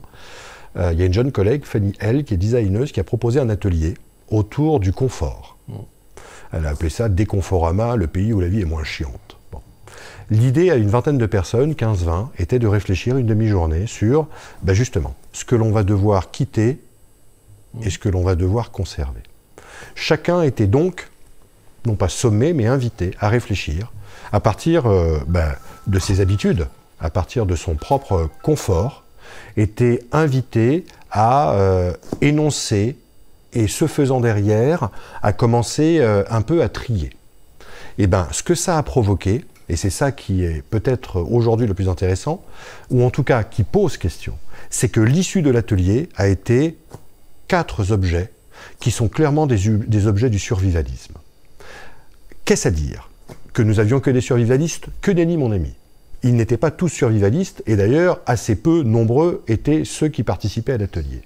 Ça veut donc dire que la question que tu poses plonge dans un abîme de perplexité tous les gens qui doivent y répondre. Parce que, en fait, les besoins auxquels nous sommes attachés créent des dépendances, et aussi des dépendances émotionnelles et affectives. Et que répondre à ta question, c'est dévoiler sa propre intimité. Et donc, lors de l'atelier, tout le monde a contourné le problème et tout le monde s'est réfugié derrière quelques outils que la presse ne cesse de vanter comme survivalistes, d'accord ? Et pourtant, on sait qu'autour de la table, ce n'étaient pas ces objets-là qui étaient les plus difficiles à imaginer comme facteurs d'autonomie. Mais qu'en tout cas, ils n'allaient pas satisfaire l'entièreté des besoins qui étaient réunis là. Donc il y a bien une pudeur sociale, il y a bien une intimité à ouvrir, et donc je suis bien incapable de répondre à cette question-là, parce qu'en fait, elle renvoie à soi. Ce que je sais par contre, c'est que on a délégué à des puissances la satisfaction d'un certain nombre de besoins. On peut parler des services publics dans les campagnes, par exemple.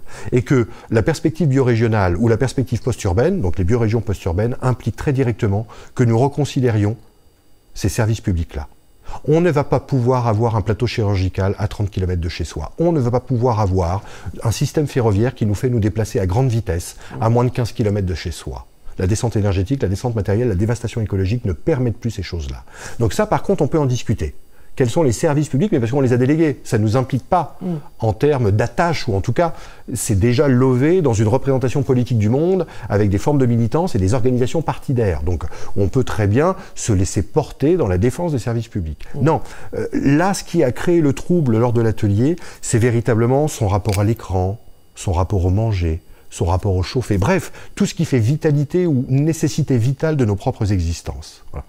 Faut-il réduire la superficie de nos logements ? Tout le monde a contourné le problème. Oui, mais à combien ? Faut-il se chauffer un peu moins? Très certainement, mais à combien? Ça dépend de l'âge. D'accord? Ça dépend aussi des habitudes que nous avons prises. Donc en fait, toutes les questions ont été posées. Là, je pourrais te répondre par des questions, mais finalement, aucune réponse n'a véritablement trouvé solution, tout simplement parce que c'était compliqué, et c'est éminemment compliqué.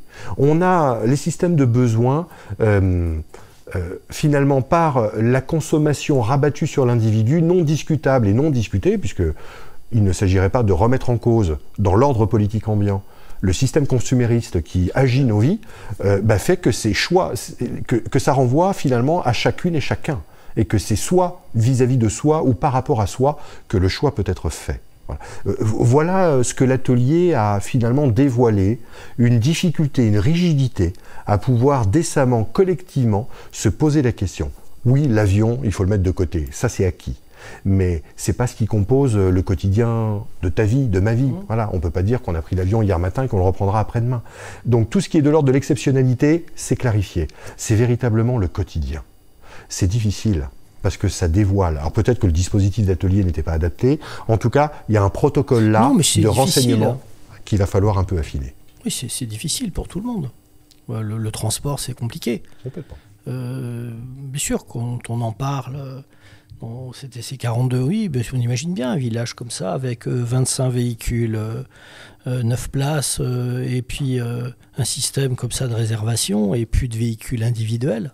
Ce serait sûrement une bonne solution, mais c'est évident qu'il y a un vrai travail à faire sur soi, parce qu'évidemment, on est tellement formaté individuel, on a chacun tout pour soi, et que plus rien n'est commun, plus rien n'est pensé au départ comme un bien commun et pouvant être partagé, faire avec. Mais la chosification consumériste du monde a fait que nous construisons nos propres identités dans la possession. Et ça, moi, à mon avis, ça a été l'un des verrous ou l'un des blocages. C'est que dévoiler cette intimité, c'est aussi par pudeur la nécessité de livrer la compromission qui a été la nôtre avec cette chosification consumériste du monde. Voilà. Et pourtant, soyons clairs, ceux qui participent aux assises du post-urbain, qui avaient pour sous-titre « Déménager le territoire », a priori sont assez sensibles à la nécessité de se dépouiller de tous les artifices et de tous les objets somptuaires. Et bien même là, il y a quelques problèmes ou difficultés. Parce que, oui, nos mondes sont agis par la marchandise, mais ça nous a aussi en partie largement constitués. En tant qu'individualité. C'est évident. C'est des zones de puissance, des zones de reconnaissance. Complètement. Ça a resubjectivé un certain nombre d'existences. Lorsque le politique désubjectivait nos passions, qui étaient des passions politiques, de sécession, de dissidence, d'insoumission et de rébellion. Voilà. C'est ce que la marchandise a fait de nos vies, en fait. Elle a pris, mais avec l'assentiment du politique, elle a pris la place du politique. Donc moi, l'atelier est finalement, non pas sa vacuité, parce qu'il était très intéressant, mais la facilité avec laquelle on va vers 4 objets du survivalisme, pour éviter de se poser la question de sa propre intimité, de sa propre compromission, traduit bien l'envergure des enjeux et des questions qui nous sont posées individuellement. C'est pas qu'une question, on va dire, de maïotique collective, c'est pas qu'une question de dispositif politique d'organisation de la question. C'est d'abord soi vis-à-vis de soi. Il y a quelque chose dans l'être à changer. Oui. Il y a vraiment à s'interroger sur vraiment, il y a quelque chose d'ontologique. Oui, c'est pas qu'un problème axiologique, il y a aussi vraiment l'être qui doit être interrogé. Oui. Et on doit chacun se demander qui on est, quelle place quelle place on veut avoir dans une démarche globale, en fait. Oui. C'est pas du tout quelque chose qui est facile. Et la marchandise a joué un rôle assez déterminant dans la composition de nos propres vies. Oui, parce dans le prolongement des rapports de production et des formes d'aliénation. Voilà. Mais parce qu'on n'a pas à se poser cette question dans un monde néolibéral. On vit notre vie. Le sens global n'est pas convoqué. On ne se pose pas cette question. On vit ce qu'on a à vivre. On arrive à engranger ce qu'on peut engranger. Mais maintenant, est-ce que quel impact ça a sur le monde, quelle pérennité ça peut avoir sur des siècles et quelle responsabilité on a pour les générations futures? La question n'est pas posée. Oui, tout à fait. On ne se pose pas cette question. On n'est pas construit pour ça. On ne nous en parle pas à l'école. Non. Non, l'immédiateté, la synchronicité joue un rôle tout à fait déterminant. Et la réussite, la fierté d'avoir ceci ou cela, ça par contre, ça fonctionne très bien. Mais c'est très indécent comme culture. Ouais, mais du coup, penser le temps d'après, et assez rapidement, sans paniquer, implique de se saisir de ces individualités. Parce que c'est bien ces individus qui se croient dorénavant Deus ex machina. Voilà. Et c'est là où, moi, je constate que le confort peut être peut-être un nœud gordien qu'il va nous falloir trancher. En tout cas, ça crée du malaise, de l'instabilité. Voilà, entre besoins essentiels et besoins artificiels, on n'est pas tous égaux déjà, mais surtout, deuxième élément, nos psychés ont été préparés à un moment donné à résister, puisqu'il nous faut continuer à consommer.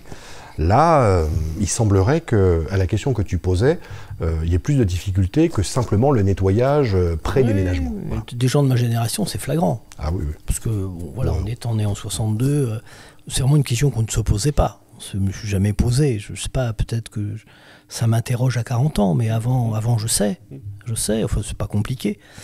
Et avant de comprendre en fait que il y a une finitude à court terme, que c'est pas jouable, que c'est très indécent, que une partie de notre niveau de vie est payée très très cher par d'autres peuples et d'autres pays à l'autre bout de la planète, etc. Et de lancer dans cette interrogation d'une part, et ensuite se dire bon, moi concrètement je fais quoi là-dedans et qu'est-ce que je suis prêt à perdre, et voilà, je suis pas, voilà, c'est très compliqué. Voilà, avec beaucoup de modestie et peut-être de malhonnêteté, je dis déjà, je me pose la question, j'en parle et c'est déjà pas si mal, mais j'ai bien conscience que c'est pas grand-chose.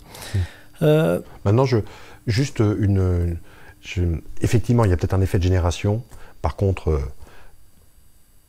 toutes les générations nées dans les années 60-70 ne sont pas non plus des boomers. Voilà. Il y a une tendance, voilà, socio-historique, mais du fait même, du rapport à la réalisation de soi, à l'accès un certain confort de vie que nos propres grands-parents, voilà, nos propres parents n'avaient pas toujours. Bon. Néanmoins, je ne suis pas sûr que... Parce qu'il y a un discours ambiant sur le conflit des générations, sur l'incompréhension. Et je suis d'accord qu'il y a des repas de famille un peu tendus, ça c'est clair. Après, le confort, c'est compliqué. Quel est le confort de ma mère qui n'a jamais travaillé de sa vie, à côté du confort d'une femme qui se lève à 6h du matin, pose ses enfants dans une crèche, va travailler toute la journée, revient le soir, récupère les gosses, s'occupe de sa maison et repart le lendemain matin, 5h du matin, pour faire ça. Alors que ma mère, sur le fond, je me dis, a une vie de reine. Et par contre, sa vie on n'aurait jamais dit que c'était une vie plus confortable que ça.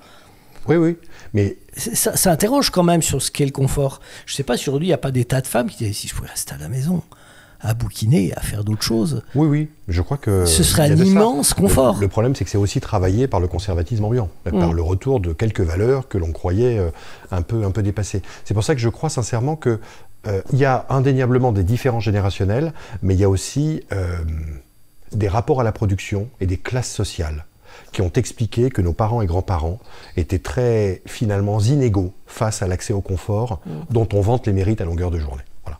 Et qu'il y avait beaucoup d'aliénation, beaucoup d'oppression, beaucoup de dépossession aussi à ce moment-là. Ça ne veut pas dire que le monde ouvrier n'a pas accédé à un confort matériel.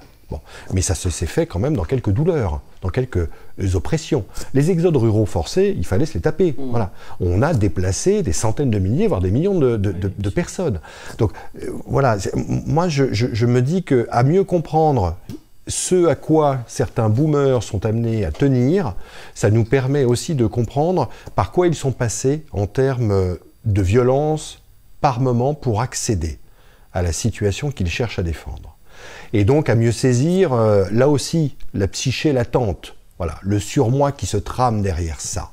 Parce que sinon, ça va être argument contre argument, génération contre génération, et au bout du bout, il va y avoir incompréhension, et ça va être une séparation. Déjà que la société est suffisamment fragmentée.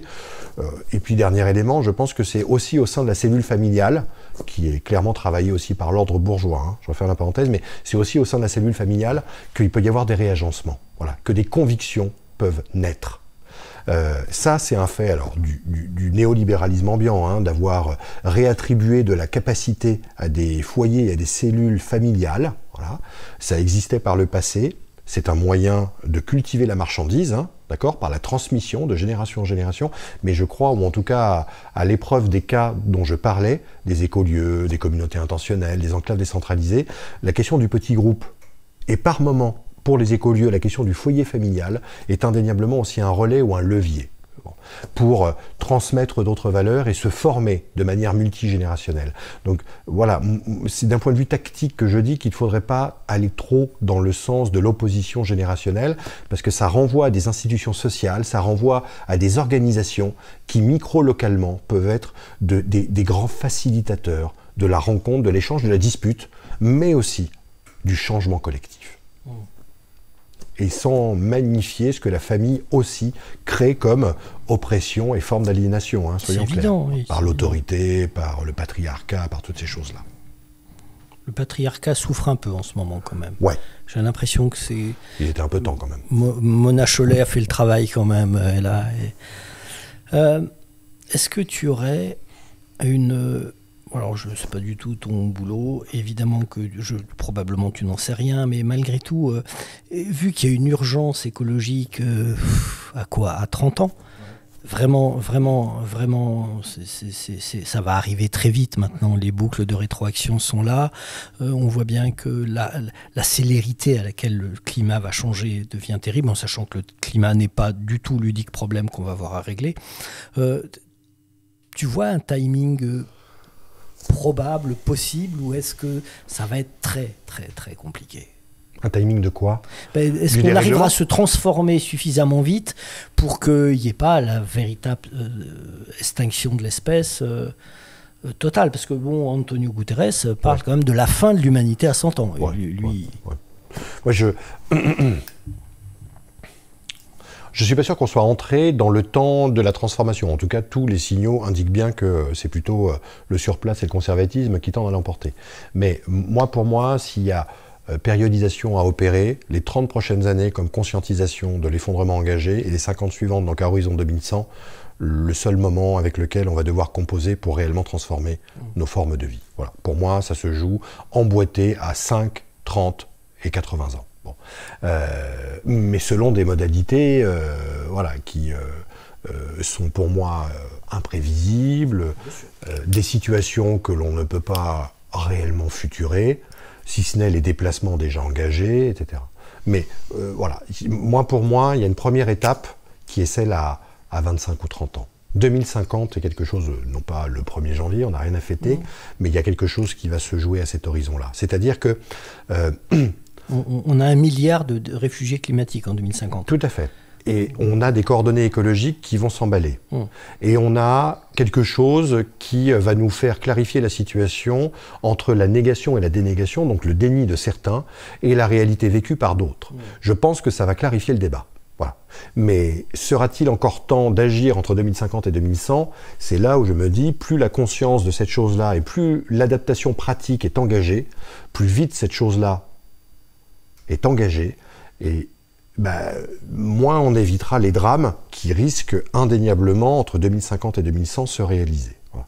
Déjà par les mouvements et les migrations, mais aussi plus largement par les ruptures d'approvisionnement. Oui, il y a des espaces entiers qui vont perdre leur capacité à pouvoir tout simplement satisfaire des fonctions vitales.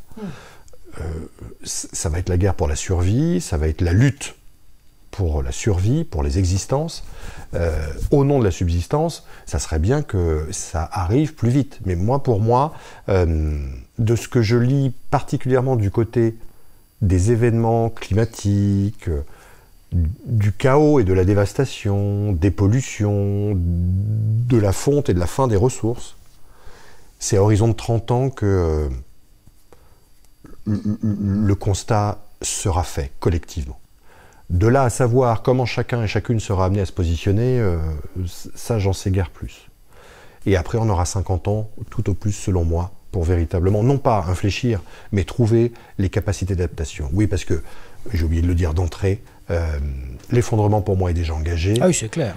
on va devoir s'y adapter. Donc il ne s'agit pas d'avoir des temporalités ou une périodisation pour savoir jusqu'à quand on peut continuer à avancer sans hypothéquer le chemin retour que l'on va devoir faire. Le chemin retour est déjà largement hypothéqué. Donc c'est plutôt en termes de repolarisation et de redistribution et relocalisation. Et pour moi, c'est entre 2050 et 2100 que toute cette chose-là va devoir être clairement posée comme grandes orientations. Mais oui, l'effondrement est déjà largement engagé. Pour peut-être finir sur un peu d'espoir, tu crois que Antonio Guterres a tort? Quelque chose de l'humain va rester. Évidemment, on sera plus 8 milliards, ça c'est évident. On n'aura plus les modes de vie qu'on a. Est-ce que malgré tout, l'espèce va continuer? Est-ce qu'on va effondrer la totalité du vivant avec nous, ou est-ce qu'on va quand même en sauver une partie? Si, il s'agit de voir, dans les conditions écologiques, dans le faire société ou le faire communauté, 3, dans les cultures que l'on pourrait recréer. Tous les lieux dont j'ai parlé, mais rapidement, donnent indéniablement de l'espoir. Parce que les différentiels thermiques dans un écolieu qui est situé à 50 km de l'agglomération lyonnaise est de l'ordre de 10 à 12 degrés en période caniculaire. Donc a priori, ça permet de survivre. Voilà.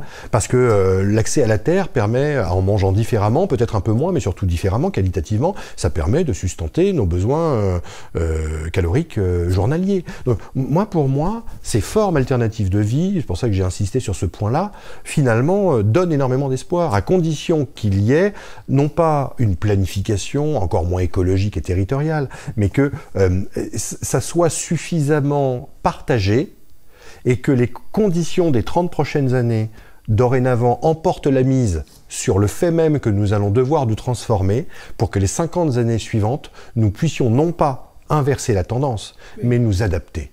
Mais les fragments de l'adaptation, les exemples, non pas les modèles à dupliquer, mais la généricité de ce qui nous est proposé, existe déjà selon moi. Donc il y a énormément de joie et d'espoir, avec aussi des difficultés, soyons clairs. Un écolieu, c'est pas non plus une partie de plaisir. 3 à 5 ans à plein temps pour réaliser, il y a des projets qui se cassent la figure, soyons clairs aussi. Donc l'enfer étant pavé de bonnes intentions, je ne dis pas que c'est la voie royale. Voilà. Mais il y a plein d'inspirations, il y a plein de stimulations, il y a énormément à comprendre. Et donc à emprunter par l'expérience. Il faut abandonner cet homo sapiens qui se laisse guider vers un certain nombre de réussites, de recettes, qui fait que s'il remplit bien toutes les cases, il a réussi sa vie. Oui. On entend tout le temps dire « je suis fier d'avoir une maison, je suis fier de ceci, je suis fier de ma carrière », vers un homo sapiens beaucoup plus conscient, qui s'interroge au quotidien en disant bon, qu'est-ce que je fais là, quel intérêt ça a, et est-ce que c'est viable en fait, est-ce que tout simplement et comment je positionne ma responsabilité par rapport aux générations futures. C'est vraiment remettre au centre de tout ça une interrogation personnelle, un individu qui soit quand même beaucoup plus conscient de ce qu'il est, de ce qu'il fait, que évidemment l'individu porté par ce néolibéralisme ou la théologie. On la connaît, enfin, étudiant des gens dans une école de commerce, on sait ce qu'on va être dans 50 ans, et on sait ce qu'on va posséder, et on sait ce que sera notre réussite si on y arrive. Oui. Donc c'est bien quelque chose qui est de l'ordre de reprendre possession. Se ressaisir. De se ressaisir. Ouais. Avec à la fois de soi et du monde que le soi a créé. Voilà. Parce qu'on a une part de responsabilité. Il y a un moment donné, il va falloir être au clair aussi avec le fait que nous sommes des artisans involontaires, des agents involontaires, certains diraient peut-être des idiots utiles. Et qu'il va donc falloir aussi ne pas être trop violent à l'endroit du jugement. Voilà. Je crois que ce n'est pas un pardon, mais il y a bien aussi quelque chose de l'ordre de la rémission derrière, qu'il nous faut travailler.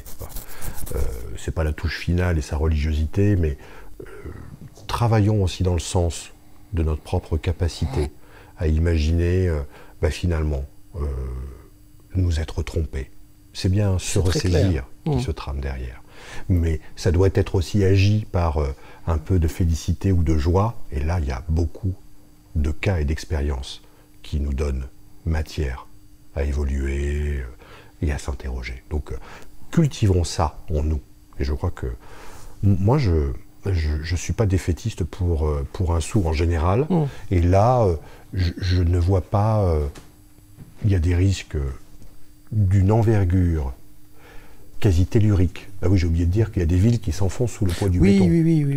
Donc on est arrivé à des effets écologiques qui sont proprement inimaginables, ou qui l'étaient il y a encore 20 ans. Donc il y a des effets telluriques qui sont dramatiques. Le niveau de risque n'a jamais été aussi... On a perdu 70% des vertébrés en 40 ans, c'est encore pire. Tout à fait. C'est encore pire. Hein, donc il y a des phénomènes que la conscience humaine connaissait depuis 50 ans, n'a pas, pour les autorités, pris la mesure de ce qui était en train de se passer, et qui dorénavant nous reviennent dans la figure avec l'envergure des enjeux que ça dessine derrière. Donc je ne minimise pas l'espace de risque dans lequel et de tremblement dans lequel nous sommes entrés. Mais le foisonnement me semble être une bonne réponse au tremblement, et dans le foisonnement, il y a énormément de richesse et de joie. Voilà. Donc je suis plutôt assez confiant. Après, tous les écosystèmes ne sont pas égaux. Toutes les contrées ne vont pas vivre la même joie, ou en tout cas la même constellation que nous tentons de renseigner. C'est là où ça risque de devoir être un peu anticipé. Les écosystèmes à l'échelle du globe n'ont pas la même capacité d'adaptation. L'urbanisation du monde comme affranchissement des écologies locales a créé une géographie qui n'est plus adaptée à l'évolution à la fois climatique mais plus largement écologique. Il va donc y avoir, on l'a vu avec les migrants et ça va s'accélérer, des mutations, des déplacements. Et là, des déplacements vers quoi ? Vers des lieux qui sont présentés à l'échelle mondiale comme... alors non pas des lieux d'hospitalité, parce que si on accueillait bien les migrants, ça serait, mais des lieux où les migrants estiment déjà rejoindre leur propre communauté et pouvoir accéder à un peu de facilité ou un peu de modernité. Mais globalement, les paramètres de choix et de localisation des mouvements vont dorénavant de plus en plus dépendre de la capacité des lieux et des écosystèmes à répondre aux besoins vitaux des populations qui, nouvellement arrivées ou plus anciennement installées, vont devoir absolument intégrer, voilà. Ou en tout cas des besoins qui vont s'exprimer à un moment donné et qui vont exercer pression, et pour lesquels descente énergétique et descente matérielle ne permettront pas de continuer à faire venir de très très loin. Donc, il y a bien quelque chose là qui, dans les écosystèmes planétaires, va elle-même redistribuer, remailler le territoire fort différemment, constituer une géographie qui n'est pas celle de l'affranchissement et de la délivrance que les métropoles et que l'urbanisation du monde, depuis les littoraux, puis après depuis les zones industrielles, etc., depuis les ressources minières, ont créé comme géographie. Là, il y a quelque chose qui me semble encore nous échapper dans la question de l'expérience, de l'initiative et de l'alternative. Mais si on garantit des zones refuges avec l'hospitalité et l'accueil qui va bien, je crois qu'on a cette capacité, en abaissant le taux de charge, à finalement redistribuer, sans pour autant, puisque c'est le débat du moment, ou en tout cas qui renaît, en disant qu'on serait trop sur Terre. Moi, je ne suis pas certain. Voilà. Le point Godwin de la discussion, il est toujours là. Il y aurait une pression démographique, il y aurait des pensées et des tendances malthusiennes qui reviendraient dans les débats. Sincèrement, on est trop pour vivre comme des Américains ou des Français, on n'est pas trop si on abaisse le taux de charge et qu'on divise par 4 à 6 le niveau de pression environnementale par nos besoins. Voilà. Donc il y a largement de quoi relocaliser et accueillir en faisant mieux avec moins. Moi, j'y crois. Après, c'est une question d'initiative et d'alternative et de pensée politique et d'organisation derrière cette chose-là, d'où les biorégions dont j'ai parlé. Dans les futurs enchantements possibles, je pense que la solidarité, je pense, pourrait aussi apporter du bonheur, réellement, parce que l'égoïsme ambiant, pour des tas de gens, est totalement insupportable. C'est évident que ce qui se passe même dans l'actualité à très très court terme, j'ai l'impression que énormément de gens vivent très mal aujourd'hui la position de Gaza, parce qu'on s'en sent tous responsables, parce que c'est pas une façon de vivre. On peut pas laisser les gens mourir tout le temps.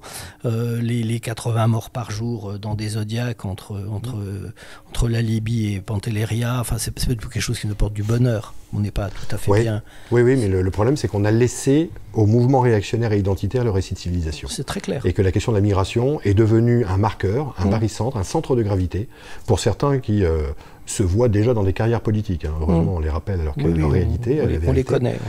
Mais je crois qu'un des objectifs, et j'ai utilisé le terme a priori que j'apprécie guère, mais ça serait de bâtir un récit alternatif qui soit beaucoup plus accueillant des migrations et qui soit beaucoup plus joyeux, des formes de vie dont on pourrait accoucher par les biorégions ou toute autre chose. Voilà.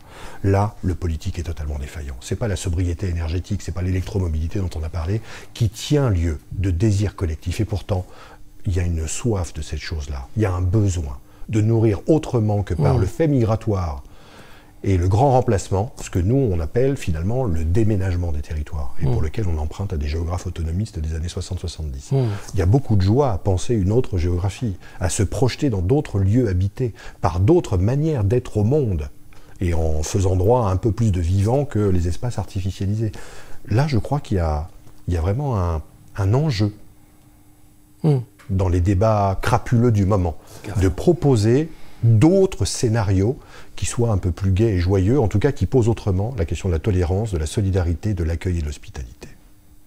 Merci pour cet espoir. Je Merci voulais presque, pour finir, citer Karl Marx qui disait qu'on était dans la préhistoire de l'humanité et que c'est après l'abolition du capitalisme que l'histoire de l'humain commencerait. Je pense que c'est peut-être bientôt le moment.